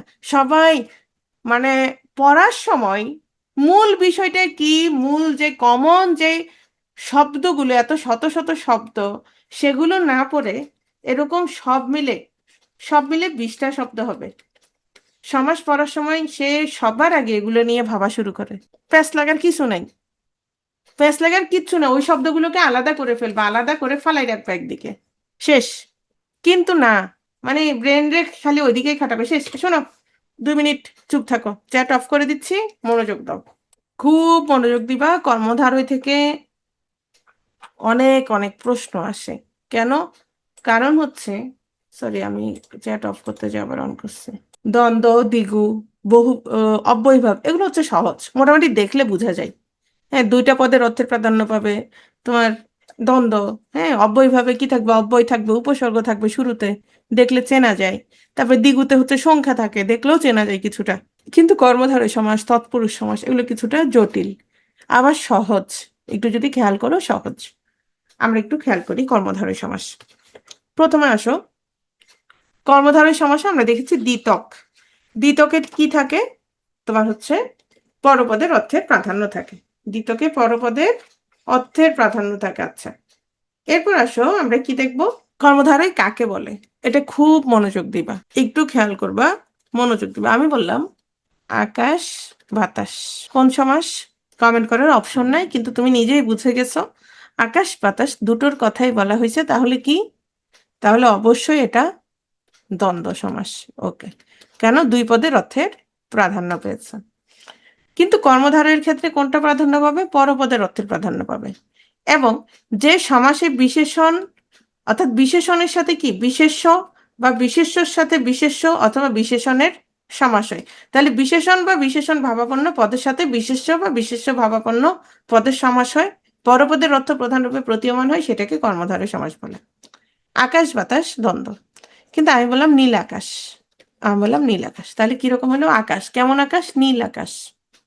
দেখো, বিশেষণ বিশেষ্য, নীল বিশেষণ অ্যাডজেক্টিভ, আকাশ কি বিশেষ্য। নীল আকাশ, কেমন আকাশ? নীল আকাশ। আমি বললাম খাতা কলম, খাতা কলম, তাহলে কি হবে? এই যে খাতা কলম, তাহলে কি হলো? দ্বন্দ্ব, কলমটা কেটে দাও। খাতা, কেমন খাতা? আমি বললাম ছেঁড়া খাতা, ছেঁড়া যে খাতা, তাহলে কি হবে? ছেঁড়া খাতা, ছেঁড়া বিশেষণ, খাতা বিশেষ্য, ছেঁড়া খাতা, তাহলে কি? কর্মধারয়। কি হলো? কর্মধারয়। আমি বললাম বাবা মা, বাবা মা, তাহলে বাবা মা দুজনকেই বুঝায়, মাটা কেটে দাও। আমি বললাম শ্বশুর বাবা, তাহলে যিনি শ্বশুর তিনিই বাবা। বাবা, কেমন বাবা? শ্বশুর বাবা, তাহলে কি হলো? কর্মধারয়। বুঝতে পেরেছো? এখন আসো, অনেক ব্যাকরণবিদ কর্মধারয় সমাসকে তৎপুরুষ সমাসের অন্তর্ভুক্ত বলে মনে করেন, এটা আমরা জানি। কেন? কারণ দ্বিতক, 3টাই হচ্ছে পরপদে প্রাধান্য থাকে। কর্মধারয় কত প্রকার? 5 প্রকার। সাধারণ কর্মধারয়, মধ্যপদলোপী কর্মধারয়, উপমান কর্মধারয়, উপমিত কর্মধারয়, রূপক কর্মধারয়। 5 প্রকার। প্রথম আসে সাধারণ কর্মধারয়। সেখানে কি হবে? বিশেষণের সাথে বিশেষ্য হতে পারে, বিশেষণের সাথে বিশেষণ থাকতে পারে, বিশেষ্যর সাথে বিশেষণ হতে পারে, বিশেষ্যর সাথে বিশেষ্য হতে পারে। এগুলোর আমি উদাহরণ দিয়েছি। কিরকম? কাঁচকলা, কাঁচা যে কলা, রাইট? এখানে শুধু যদি কলার সাথে কি হতো, অন্য কিছু হইতো, 2টার অর্থ প্রাধান্য পেতো, তখন দ্বন্দ্ব হতো। কিন্তু বলা হচ্ছে কলা, কেমন কলা? কাঁচকলা, বিশেষণের সাথে বিশেষ্য। মাটি, কেমন মাটি? রাঙা মাটি, বিশেষ্যের সাথে কি বিশেষণ, বিশেষণের সাথে কি বিশেষ্য, এই যে বিশেষণ বিশেষ্য। নীল পদ্ম, বিশেষণ বিশেষ্য। ঝরা পাতা, পাতাটা কেমন? ঝরা যে পাতা, নীল যে পদ্ম, রাঙা যে মাটি, কাঁচা যে কলা, কাঁচকলা, শেষ। বিশেষণের সাথে বিশেষণ। চালাক চতুর, এখানে কিন্তু একজনকে বুঝাবে চালাক চতুর, তাহলে যিনি চালাক তিনিই চতুর, মানে মানুষ একজন। 2জন হয়ে গেলে তখন আবার কি হতো? দ্বন্দ্ব হয়ে যেত। ক্ষত বিক্ষত, যাহা ক্ষত তাহাই কি বিক্ষত, যাহা টক তাহাই আবার জাল, যেমন আচার, আচার কি থাকে? টক ঝাল দুটোই থাকে। যাহা টক তাহাই ঝাল, মানে একই জিনিস বোঝাচ্ছে। বিশেষ্য বিশেষণ, আলু সিদ্ধ, সিদ্ধ যে আলু, আলু কি হবে? সিদ্ধ, একই জিনিস, আলুটাই বোঝাচ্ছে মূলত। বেগুন, ভাজা যে বেগুন, বাটা যে হলুদ, নরাধম, অধম যে নর, উত্তম যে নর। বিশেষ্য বিশেষণ, দাদা ভাই। এখন শুনো, দাদা ও ভাই 2জন যখন হতো, তাহলে তখন কি হয়ে যেত? দ্বন্দ্ব। কিন্তু যিনি দাদা তিনিই ভাই, দাদা ভাই, যিনি ঠাকুর তিনিই মশাই, যিনি ডাক্তার তিনিই সাহেব, যিনি দাদা তিনিই শ্বশুর, তখন হচ্ছে কর্মধারয়। বুঝছো? ধরো আমি বললাম ধোয়া মোছা, ধোয়া হাইফেন মোছা, তখন আবার দ্বন্দ্ব। কেন? ধোয়া ও মোছা, আলাদা বুঝাইছে, কিন্তু আমি বললাম ধোয়া মোছা একসাথে, একসাথে হলো ধোয়া মোছা, মানে আগে ধোয়া পরে মোছা, একই জিনিস বুঝাইছে, ধোয়া মোছা একসাথে বুঝাইছে, তাহলে কি তখন কি হবে? তখন হচ্ছে কর্মধারয়। আশা করি বুঝতে পেরেছো। এখন আসো প্রকারভেদ। এটা সাধারণ কর্মধারয়। তারপর হচ্ছে মধ্যপদ লোপী কর্মধারয়।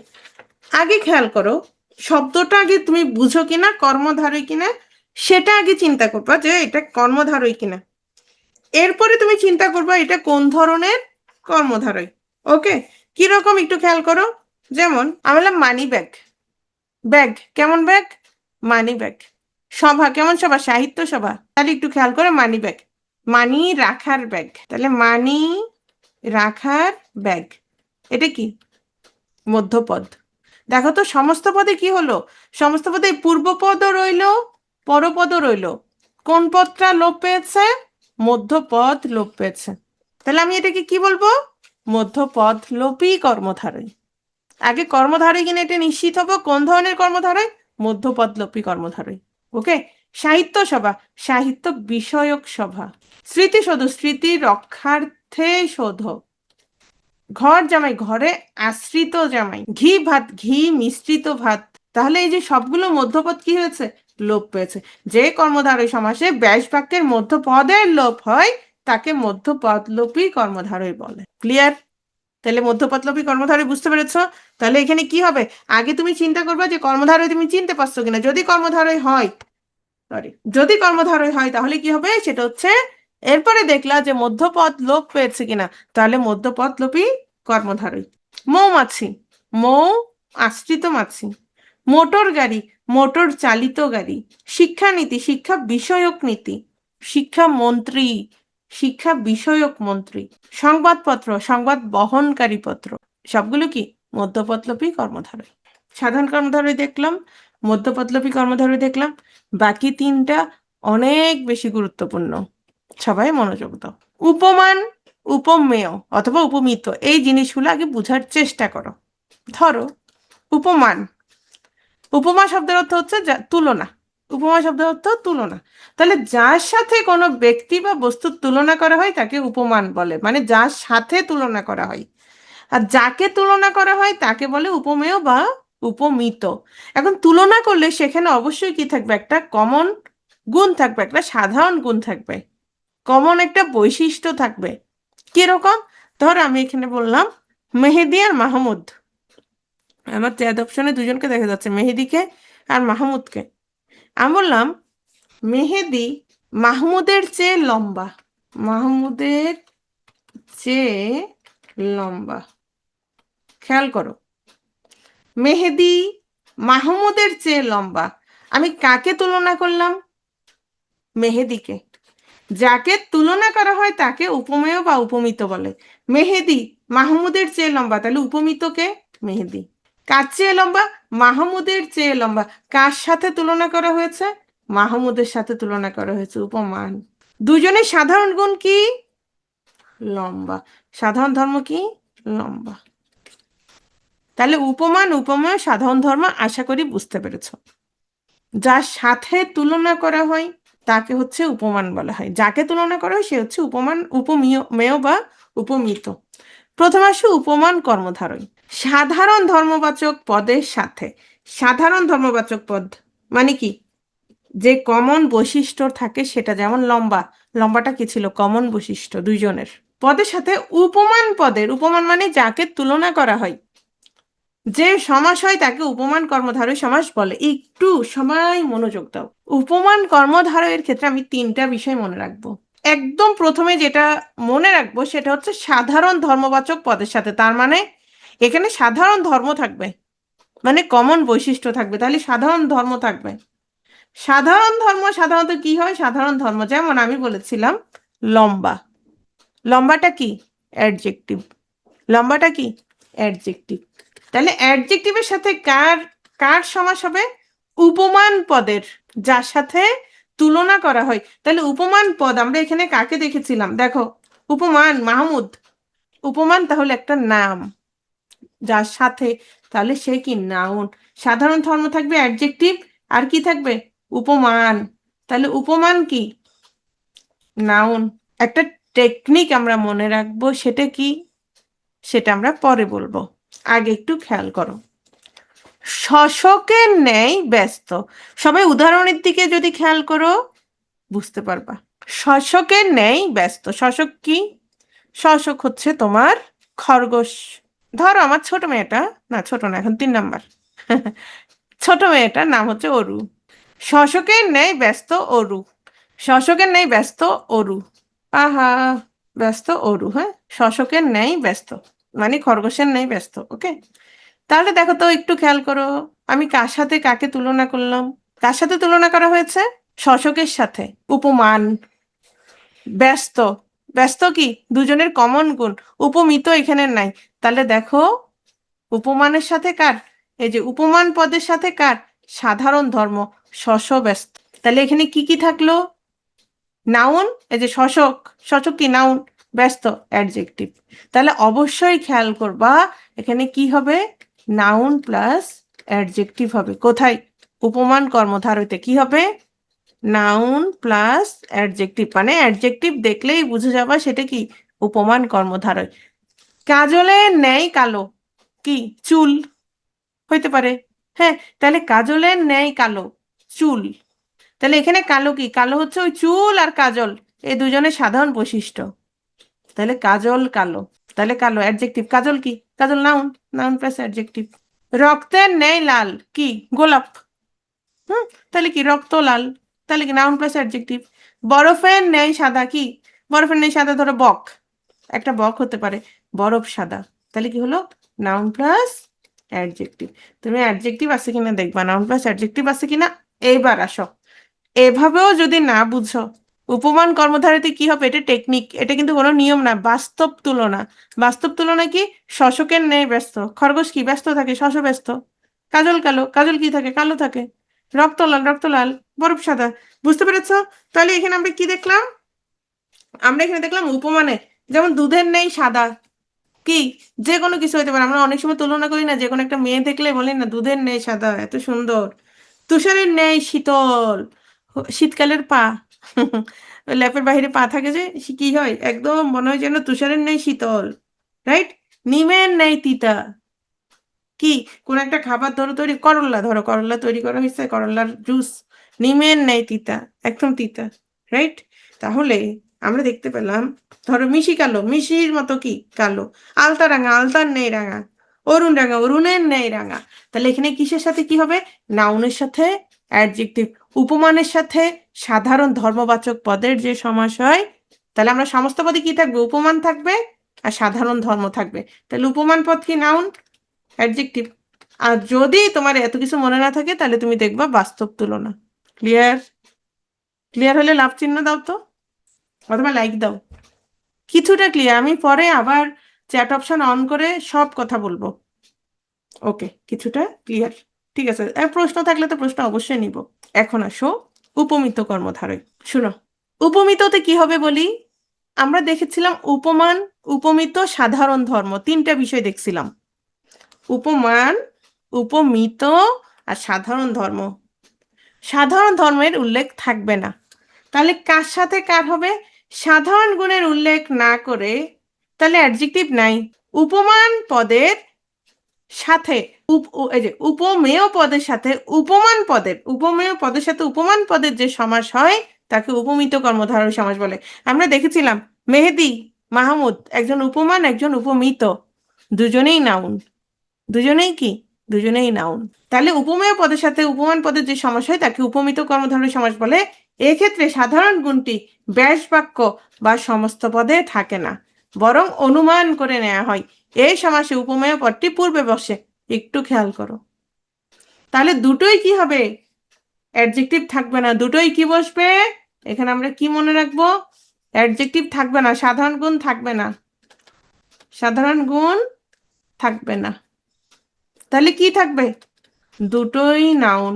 আর যদি টেকনিকের কথা বলো, তাহলে আমরা বলবো অবাস্তব তুলনা বুঝাবে। দেখো, আমরা কিন্তু উপমান বা উপমিত কর্মধারয় চেনা 3টা নিয়ম দেখতে পাচ্ছি, তাহলে এখানে কি দেখবো, অবাস্তব তুলনা বুঝাবে। কি রকম, খেয়াল করো। অবাস্তবেরটা মাথা থেকে ফেলে দাও, আমরা মূল বিষয়টা আগে বুঝি। চরণ, চরণ কি, পা। চরণ কি? পা। কমলের ন্যায়, কমল কি? পদ্ম। তারে চরণ কমলের ন্যায় কি? সুন্দর, কোমল, নরম। এগুলো হচ্ছে সাধারণ বৈশিষ্ট্য, এটার উল্লেখ নাই। তাহলে চরণ কিসের নেই? কমলের নেই। চরণ কমল। তাহলে আমরা এখানে দেখতে পাচ্ছি চরণ মানে পা, নাউন। কমল মানে পদ্ম, নাউন। এখানে সাধারণ গুণ, তাদের যে বৈশিষ্ট্য সেটার উল্লেখ নাই, সাধারণ গুণ নাই, অ্যাডজেক্টিভ নাই। এবং চরণ কমল, চরণ কি আসলে কমলের মতো হয়? পা আর কমল কি কখনো একরকম হইতে পারে? পারে না। তাহলে এটা অবাস্তব বুঝাবে। মুখ চন্দ্র, মুখ কিসের নেই? চন্দ্রের নেই। কেমন?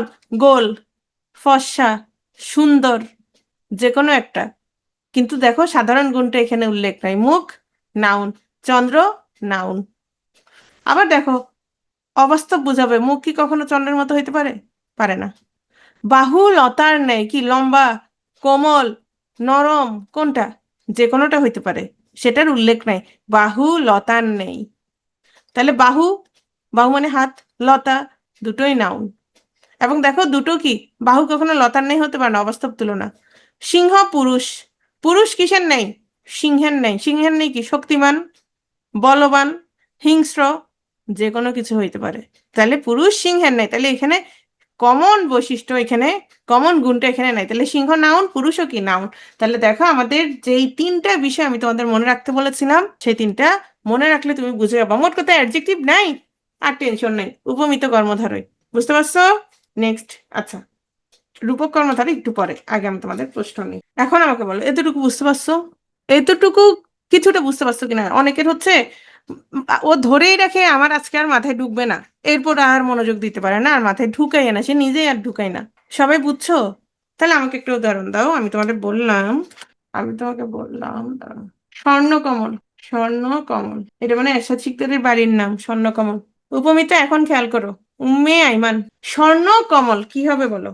স্বর্ণ নাউন, কমল, কমল মানে পদ্ম, কমল মানে পদ্ম, তাও কি নাউন, দুটোই নাউন। কি হবে? উপমিত হবে। কেন? সাধারণ গুণের উল্লেখ নাই। Very good, very good. Okay. পদ্মলোচন, পদ্মলোচন, লোচন মানে হচ্ছে চোখ, এটা তো সাধারণ গুণ নাই, তারে কি হবে? উপমিত। এটা তো সাধারণ গুণ নাই। আলতা রাঙা, আলতা রাঙা কি হবে এটা বলো? হুম, ডিয়ার কি যেন নামটা চলে গেল। শোনো, আলতা রাঙা, আলতা নেই, রাঙা কি? ধরলাম পা, চরণ কমলের নেই। তাহলে আলতা রাঙা কি হবে বলো? আলতা রাঙা উপমান না উপমিত? হাই খোদা, এখানে সাধারণ গুণ নাই। আলতা রাঙা সাধারণ গুণ নাই। আছে, কোনটা সাধারণ গুণ? হ্যাঁ রাঙা, আলতার, আলতার নেই রাঙা কি? আলতার নেই রাঙা যে কোনো কিছু। এই তো, তাহলে এখানে কি রাঙা হচ্ছে তোমার সাধারণ গুণ, অর্থাৎ অ্যাডজেক্টিভ। তাহলে কি হবে? অবশ্যই উপমান হবে, নাউন প্লাস অ্যাডজেক্টিভ, অবশ্যই উপমান হবে। আর ক্যাপাসিটি নাই বাকিটা, আর একটাই তো আছে, আর হচ্ছে শুধু রূপক কর্মধারয়, এরপর শেষ, এরপর হচ্ছে শেষ। আচ্ছা বলো, হরিণ চপল কি হবে বলো? হরিণ চপল বলো কি হবে? তার মানে তোমরা বুঝে গেছো, তোমরা কি বুঝে গেছো? রাইট। চপল মানে দুষ্ট আর কি, চপল, যে চপল গতিতে দৌড়াই, দুষ্টমি করে, বুঝো নাই? হরিণের নেই চপল, কে? ধরো আমার মাইয়া অরু, অরু ধরো, হ্যাঁ। তাহলে দুজনের সাধারণ গুণ কি? চপল। এটা চপল হচ্ছে সাধারণ গুণ। তাহলে এটা কি নাউন, নাউন প্লাস অ্যাডজেক্টিভ, তাহলে কি হবে? অবশ্যই উপমান, অবশ্যই উপমান। পদ্মলোচন কি হবে তোমরা বলো? পদ্মলোচন কি হবে বলো? লোচন মানে কি সেটা বলো। লোচন হচ্ছে চোখ, লোচন হচ্ছে চোখ, এই যে চোখ, চোখ, চোখ। তাহলে লোচন কিসের মতো? লোচন কিসের মতো? পদ্মের ন্যায়, পদ্ম তো পদ্ম চিহ্ন। তাহলে লোচন হচ্ছে পদ্মের ন্যায়। কেমন? এ ধরো সুন্দর, এরকম ত্রিকোণ আকার হইতে পারে, সুন্দর হইতে পারে। কি হবে তাহলে? এখানে সুন্দর মানে কমন গুণটার উল্লেখ নাই। পদ্ম আর লোচন দুটো আছে, দুটোই নাউন। তাহলে কি হবে? মিত, উপমিত। হ্যাঁ, ডাগর ডাগর হইতে পারে। বাহ, এটা কি ছেলে না মেয়ে দেখি তো? হ্যাঁ, এ নিশ্চিত এর গার্লফ্রেন্ডকে অনেক সুন্দর সুন্দর মেসেজ দিতে পারে। আচ্ছা, শেষ। রূপক কর্মধারয়, এরপর শেষ। রূপক, রূপ, একই রকম কল্পনা করবে, একই রকম। সিংহের ন্যায় আসন কি? সিংহ চিহ্নিত আসন, সেক্ষেত্রে চিহ্নিত লোপ পাবে। চিহ্নিত যখন লোপ পাবে তখন সেটাকে আমরা বলবো মধ্যপদ লোপী কর্মধারয়।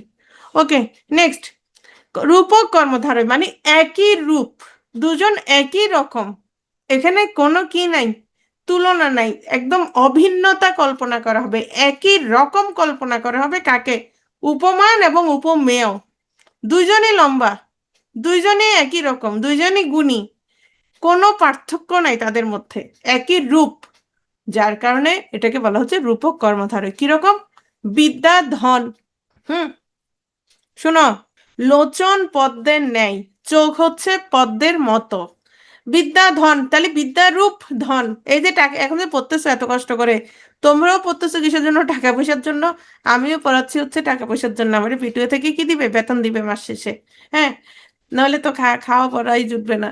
তাহলে দেখো বিদ্যার রূপ ধন, তাহলে বিদ্যাকে কিসের সাথে তুলনা করা হলো, একেবারে কল্পনা করা হলো কিসের সাথে, অভিন্নতা কল্পনা করা হয়েছে, তাহলে বিদ্যা রূপ ধন, বিষাদ সিন্ধু, এত কষ্ট, এত দুঃখ, তাহলে সিন্ধু, বিষাদ, দুঃখটা কিসের মতো, একদম সিন্ধুর মতো, এত দুঃখ এত কষ্ট, আহারে, তাহলে কি, বিষাদ রূপ সিন্ধু।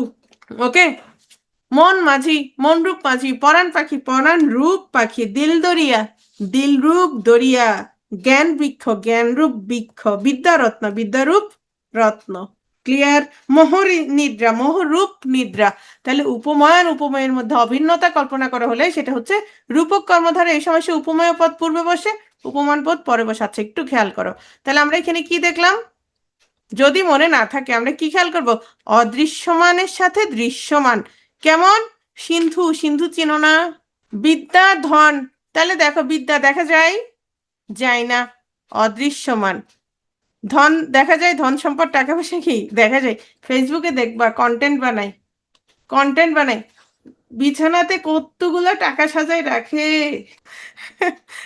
তাই না, তাহলে দেখো ধন কি, ধন সম্পদ দেখা যায়, প্রচুর দেখা যায়, বিষাদ কি, দুঃখ মনের ভিতরে দেখা যায় না, মুখে হাসি, ভেতরে ভিতরে এমন দুঃখ দেখা যায় না, সিন্ধু দেখা যায় না, দেখা যায়, হ্যাঁ, বিষাদ সিন্ধু কেন বলা হয়েছে, কারণ সেখানে হাসান হোসেনের দুঃখ, তোমার মন ভারাক্রান্ত হয়ে যাইতেছে কিসে, বিষাদে, একেবারে কিরকম বিষাদ, সিন্ধুর মতো, রাইট, মন মাঝি, মন রূপ মাঝি, মন দেখা যায় না, মাঝিকে দেখা যায়, পরাণ পাখি, পরাণ দেখা যায় না, পাখিকে দেখা যায়।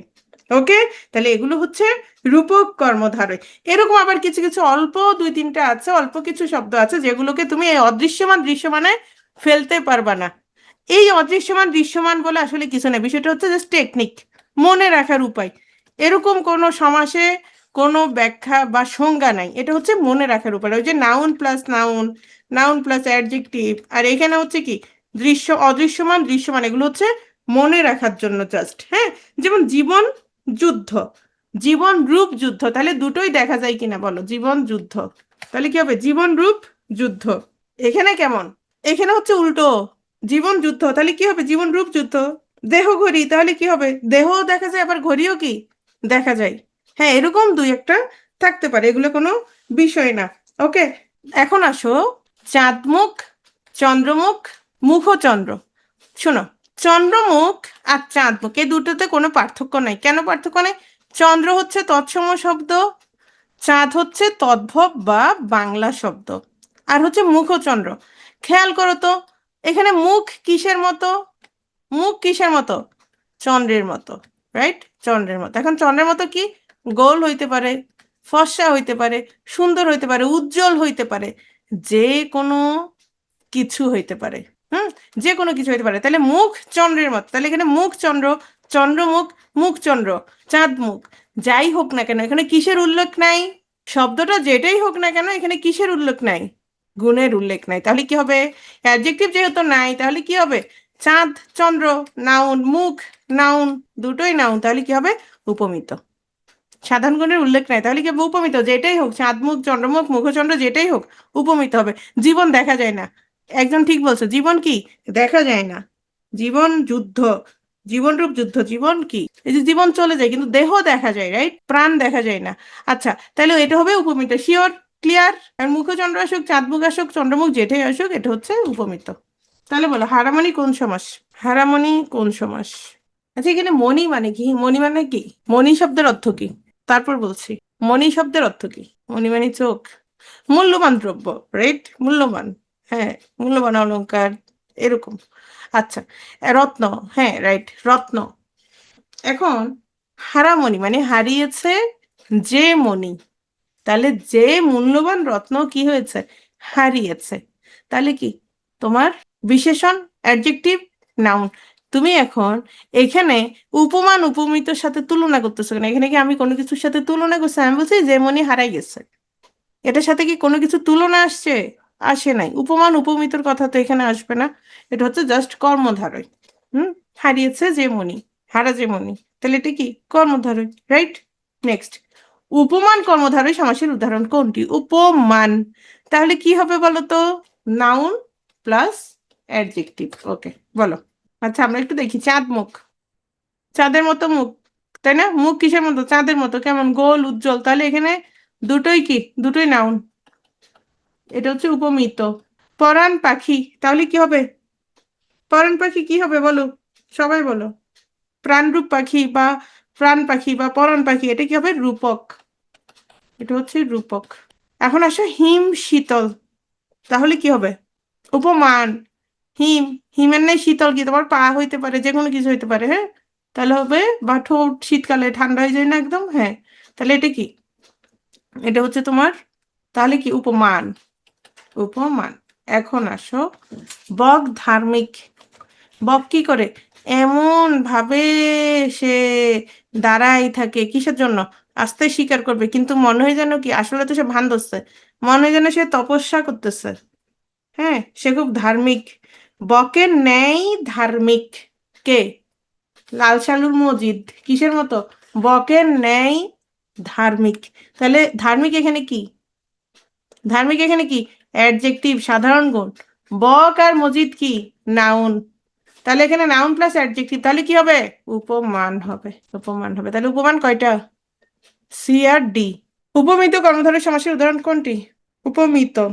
হিমরূপ শীতল না, হিমের ন্যায় শীতল, হিমের মতো মানে হিম মানে বরফ, বরফের ন্যায় ঠান্ডা। বুঝো নাই? আচ্ছা, উপমিত কর্মধারয় আমরা একটু খেয়াল করি। পদ্ম আর লোচন, দুটোই কি? লোচন কিসের নেই? পদ্মের নেই। লোচন পদ্মের নেই। কেমন? ওই যে তুমি বলছো কি যেন, ডাগর ডাগর। তাহলে ডাগর ডাগর নাই এখানে। তাহলে এখানে কি হবে? পদ্ম লোচন, তাহলে দুটোই কি? দুটোই হচ্ছে নাউন প্লাস নাউন। তাহলে এটা কি বলো? উপমিত। ওকে, উপমিত, রাইট। সোনা মুখ, এটা কি হবে বলো? সোনা মুখ। মুখ কিসের নেই? সোনার নেই। কেমন? উজ্জ্বল হইতে পারে বা যেটাই হোক। তাহলে এটা এটাতে কি নেই? দুটোই কি? দুটোই হচ্ছে নাউন। দুটোই হচ্ছে কি? নাউন। তাহলে কি হবে? উপমিত। নিম তিতা, নিমের মতো তিতা কি? কোন একটা খাবার ধরো, বা ওষুধ, ওষুধ, হ্যাঁ ওষুধ। কোন একটা ওষুধ কিসের মতো? নিমের মতো তিতা। তিতা হচ্ছে এটা এখানে সাধারণ গুণ। তাহলে কি হবে? Noun plus adjective. তাহলে নিম তিতা কি হবে? উপমান। হরিণ চপল, হরিণের নেই চপল কে? যে কেউ হইতে পারে, তোমাদের নেক্সট পরবর্তী প্রজন্ম, হ্যাঁ, যার জন্য পড়ালেখা করতেছো, চাকরি করবা, টাকা পয়সা কামাবা। তাহলে কি হবে? হরিণের নেই চপল, এটা কি? Adjective, right? Noun plus adjective. তাহলে এখানে উপমান কয়টা? 3 4 হচ্ছে উপমান। তাহলে উপমিত 1 আর 2, ক খ। ক্লিয়ার? ধন্যবাদ। কতজন কমে গেছে? 80 90 জন স্টুডেন্ট কমে গেছে। সোনামুখ কিভাবে অ্যাডজেক্টিভ বলো? উজ্জ্বল, যদি শোনো, গোল্ড, গোল্ড কি আগে আমাকে বলো। এখানে কে জিজ্ঞেস করছে? গোল্ড কি বলো? জান্নাত সেতু, গোল্ড নাউন না অ্যাডজেক্টিভ? Gold noun. মুখ, মুখ কি? নাউন না অ্যাডজেক্টিভ? নাউন, দুটোই নাউন। এখন আমি বললাম মুখটা স্বর্ণের মতো উজ্জ্বল। এত খুশি হয়ে গেছে সে, বিসিএস ক্যাডার হয়ে গেছে। তাহলে তার মুখটা কিসের মতো উজ্জ্বল হয়ে গেছে? স্বর্ণের মতো উজ্জ্বল হয়ে গেছে। হ্যাঁ, তাহলে এখানে মুখ এবং স্বর্ণ দুটোই নাউন। উজ্জ্বলটা এখানে কি? উজ্জ্বল হচ্ছে এখানে অ্যাডজেক্টিভ। ক্লিয়ার? এক ক্লাসে শেষ করলে সেম লাগে। সেম লাগলে কি করবা? একটু খেয়াল করবা, বুঝার চেষ্টা করবা। ঠিক আছে? সেখানে বলেছিলাম অদৃশ্যমান দৃশ্যমান দিয়ে মনে রাখতে। যেমন সোনা আর মুখ, এখানে দুটোই কি? দৃশ্যমান না অদৃশ্যমান বলো? দুটোই কি দেখা যায় না দেখা যায় না? কোশ্চেন স্যার আজকে করলে পারবে না, কালকে করব, কারণ বহুব্রীহি আর তৎপুরুষ পড়ানো হয় নাই। ম্যাম চপল কিভাবে অ্যাডজেক্টিভ? চপল, দুষ্ট, চঞ্চল। চঞ্চল ধরো তুমি খুব চঞ্চল, নুসরাত চঞ্চল। না নুসরাত কি, নুসরাত নাউন। চঞ্চল, চঞ্চল কি হবে বলো? অ্যাডজেক্টিভ না নাউন? ক্লাস শেষ, আল্লাহ হাফেজ। চারটা সহজ সহজ সমাস করেছি, মোটামুটি বুঝছো কে? 80% বুঝছো কে বলো? বক ধার্মিক দিয়ে ভণ্ড বুঝালে এখানে জাস্ট বকের নেই, ধার্মিক বুঝাচ্ছে। বকের নেই, ধার্মিক। আমরা যখন বাগধারা পড়বো তখন ভিন্ন কথা। বক ধার্মিক শব্দটার কথা চিন্তা করো। 80% বুঝছো, ওকে, 85%, ভেরি গুড। বাকিটা হচ্ছে কি করতে হবে? বাকিটা হচ্ছে তোমাদের নিজেদের পড়তে হবে, আমি তো হচ্ছে পড়াইছি। পড়তে হবে তোমাদের। যেমন অনেকে বলে কোচিং এ পড়ে কোনো লাভ হয় না। ভাই তুই যদি না পড়োস তোরে কি কেউ পড়া খাওয়াই দিবে? তোমরা বলো। আমাদের বিষয়টা হচ্ছে আমরা গাইডলাইন দিয়ে দিব যে এভাবে এভাবে আসতে পারে, এই বিষয়টা হচ্ছে এটা। এখন বেশি বেশি প্রশ্ন তোমরা সলভ করতে হবে, রাইট? শুরুতে প্রশ্ন ছিল ওগুলো কালকে করব, কারণ আরো দুইটা বাদ আছে আমাদের। এখন আমরা তৎপুরুষ আর বহুব্রীহি পড়ি নাই। হ্যাঁ বেশি প্র্যাকটিস করবা কালকে, আজকে বেশি বেশি প্র্যাকটিস করবো, ওকে? আল্লাহ হাফেজ। হ্যাঁ ঘড়ির কাঁটার আওয়াজ পাওয়া যায়, ঠিক বলছো। এখন ডিপ্রেশনে না থেকে বেশি বেশি প্রশ্ন সলভ করবা, ক্লাস করবা, পড়বা। ধরো তুমি 2 মাস শিখছিলা, কিন্তু তুমি কিন্তু ভর্তি হয়ে গেছো, এখন হচ্ছে নতুন অনেকে ভর্তি হচ্ছে, আবার অনেকে 45 দিন আগে ভর্তি হবে। তুমি তাদের চাইতে অনেক আগে আসছো, হ্যাঁ? পারছে না? তাহলে তুমি একটা কাজ করতে পারো, আমাকে একটু চা খাওয়াইতে পারো। আমাদের তো অনেকের হয়েছে এখনো। আসলে অনলাইনে হলে যেটা হয়, সঠিক সংখ্যাটা সবসময় জানা যায় না। যেমন ধরো আমাদের 48-এ ভর্তি ছিল মেবি 3500 থেকে 4000-এর ভেতরে, 48-এ। তো তোমার প্রায় 400-র মতো হয়েছে আমাদের। তাহলে দেখো সংখ্যাটা কিন্তু অনেক, এবং আমরা যখন অনুষ্ঠান করছি সেখানেও তোমার 250-র মতো আসছে। তাহলে অনেকে হচ্ছে আসতে পারে না, অনেকে বাবা মাকে নিয়ে আসছে গেট টুগেদার যখন করছি। হ্যাঁ তো অনেক ক্ষেত্রে হচ্ছে অনেকে জানায় না একদম। শুধু প্রিলি হইলে অনেকে মনে করে না এখন জানাবো না, ক্যাডার হইলে জানাবো। অনেকে মনে করে হয়তো নজর লাগতে পারে, অনেকে মনে করে না আসল সাফল্য তো এখনো আসে নাই। হ্যাঁ এক একজনের চিন্তা ভাবনা আসলে এক এক রকম। যারা অফলাইনে পড়ায় এদের কিন্তু বিষয়গুলো সুবিধা হয় অনেকটা, কারণ এদের রোল নাম্বার বা অনেক কিছু জানা। আমরা এই যে তোমরা ক্লাস করছো, আমি কয়জনকে চিনি বা কয়জনকে জানি। ধরো তুমি জানাইলা না আমাকে, আমি কি জানবো বলো? পড়াশোনা করলে, ভাগ্যে থাকলে ইনশাল্লাহ হতে পারবা। তোমার নাম কি? FHISC। প্র্যাকটিস করতে হবে সামিরা। ক্লাসটা আবার দেখবা। তোমরা ক্লাস দেখবা না, আমি বলি কি করবা। ক্লাস তো অবশ্যই দেখবা, আগে কি করবা, শব্দগুলো দেখবা, শব্দের শেষে কি আছে দেখবা, তারপর তুমি প্রত্যয়ের সাথে মিলাবা। তো কিছু ক্ষেত্রে প্রত্যয়ের ক্ষেত্রে জাস্ট প্রকৃতিটা একটু ভিন্ন হইতে পারে সংস্কৃত শব্দগুলোর ক্ষেত্রে, সেখানে প্রকৃতিগুলো তোমরা মনে রাখবা, এটাই। মিথিলা শোনো, ধরো তুমি যখন সময় ছিল, যখন বিয়ে শাদী হয়নি, বাচ্চা কাচ্চা হয়নি, তখন কি তুমি সারাদিন পড়তা?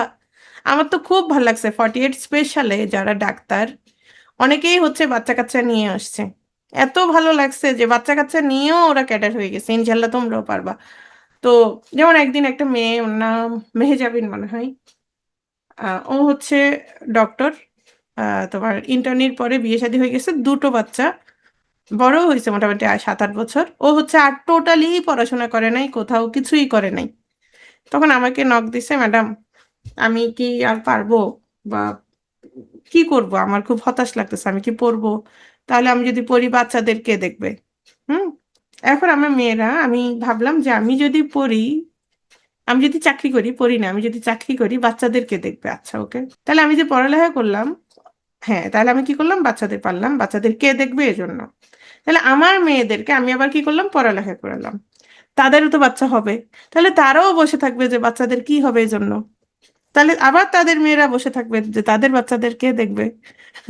বাচ্চারা কি বসে থাকে? বাচ্চারা স্কুলে ভর্তি হয়ে যায় না, আস্তে আস্তে বড় হয়ে যায় না? তাহলে আমরা কি করবো, আমরা অবশ্যই একটা ব্যবস্থা করবো। মজার বিষয় হচ্ছে ওই মেয়েটা ক্যাডার হয়ে গেছে, দুটো বাচ্চাকে নিয়ে আমাদের গেট টুগেদার আসছে, আমার দেখে খুব ভালো লাগছে।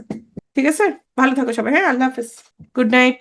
কি করবো, এই যে তুমি বুঝতে পারছো সমাস পড়তে হবে, সমাজ থেকে 1 নাম্বার আসতে পারে, তাহলে তুমি সমাজটা শেষ করে ফেলবা।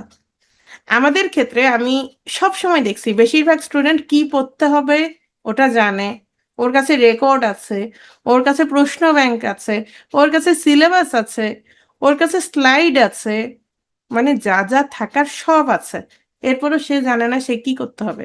কেন জানে না জানো? আসলে তার হচ্ছে পড়ালেখা করতে ভাল লাগে না।